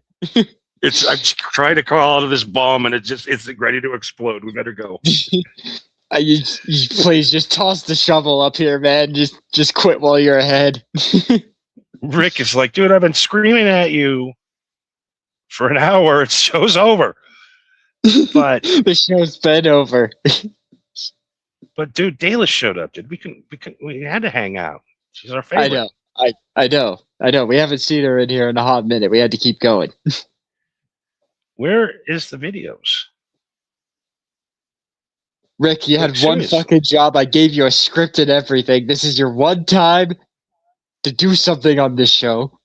Like, really, where are the videos are completely gone? How is? Oh, okay. Dude, yeah, I'm too stoned. Dude, they're gone. Big shout outs to our sponsors tonight, Alien Head Pizza. Welcome to Alien Head Pizza, where every slice is an adventure. The pizza's incredible. It's out of this world. All right, team, let's make these pizzas stellar. Affirmative. Initiating cheese nebula formation.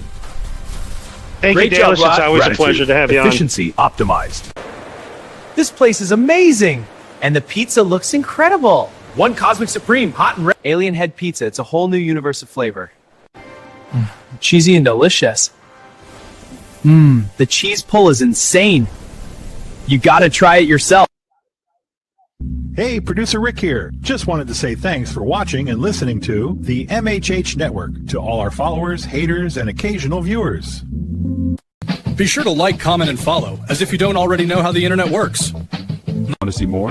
Of course you do. Look up Johnny and Marco using the tags on screen. Podcasts, Let's Plays, music, and more. Thanks again for watching, and we will see you next time. Okay, Johnny, let's go home. Well, Rick, we are home, but okay, whatever. You're his friend. You're basically his bro. So be a bro and beat his meat off every now and then. How did you Suck not off your delete best this friend. video by now? Because if you don't, What is wrong with you? That was an absolute mistake. And let's see, before we really go tonight,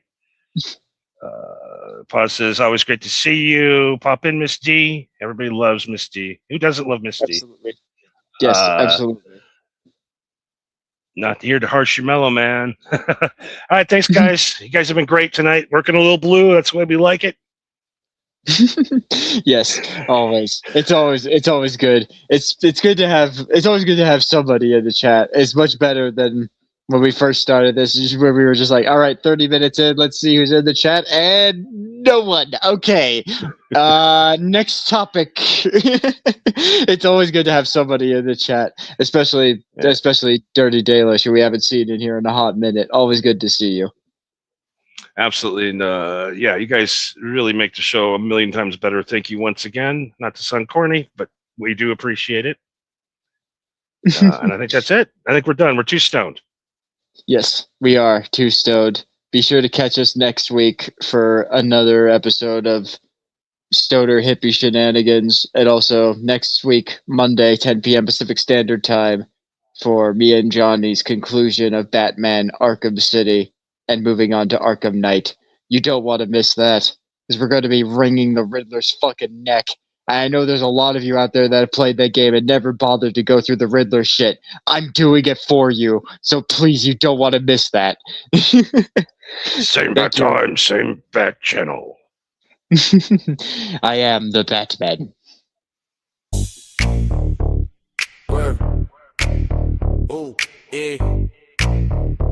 Hold on.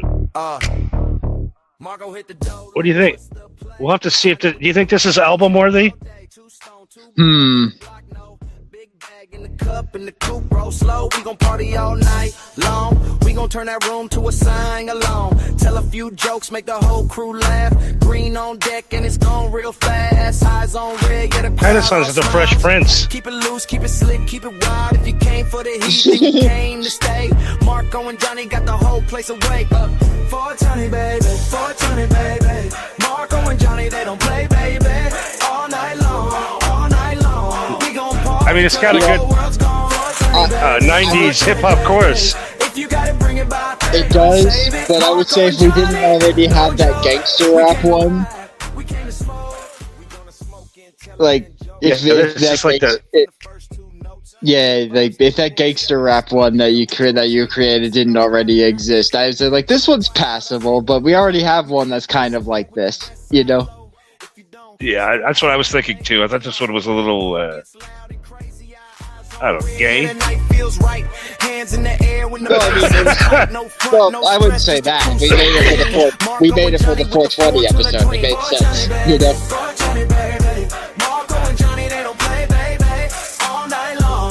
Pause, don't tell me what to do with my bro, alright? I will not be a Joe bro.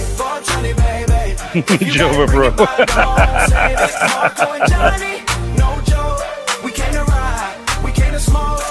Because we came to ride and we came to smoke. Okay, yeah, you know what? Okay, yeah, you know what? When you put it like that, that is kind of gay. When the morning tries to creep in slow, we still up, still laughing, still don't go. 420, baby, 420, baby, 420, baby, 420, baby, 420, baby. Marco and Johnny, they don't play, baby. Yeah, that's getting my nerves. Okay, yeah, maybe not put this one on the album. Go check out the brand new single from Nas Red. That's John. Imagine being on mushrooms and there's a death metal album playing in the background over a dummy screaming. Might be his best work yet. I was going to download that for tonight and I forgot. Next week. All right. It's looping. Not again. Oh, no. All right, everybody. That's all we have time for tonight. We'll have the new Pause Reality single next week. We'll also have an update on the album, and I'll be back live tomorrow night. At MHH Network on Rumble. You do not want to miss it. Yeah. I'll be live at about 4 in the morning. All right, I'll see you guys later. Yeah, you better be there 4 in the morning. 400 hours. You better not miss it. 5 a.m. East. Yeah, because he does it for the East Coast motherfuckers because he loves you.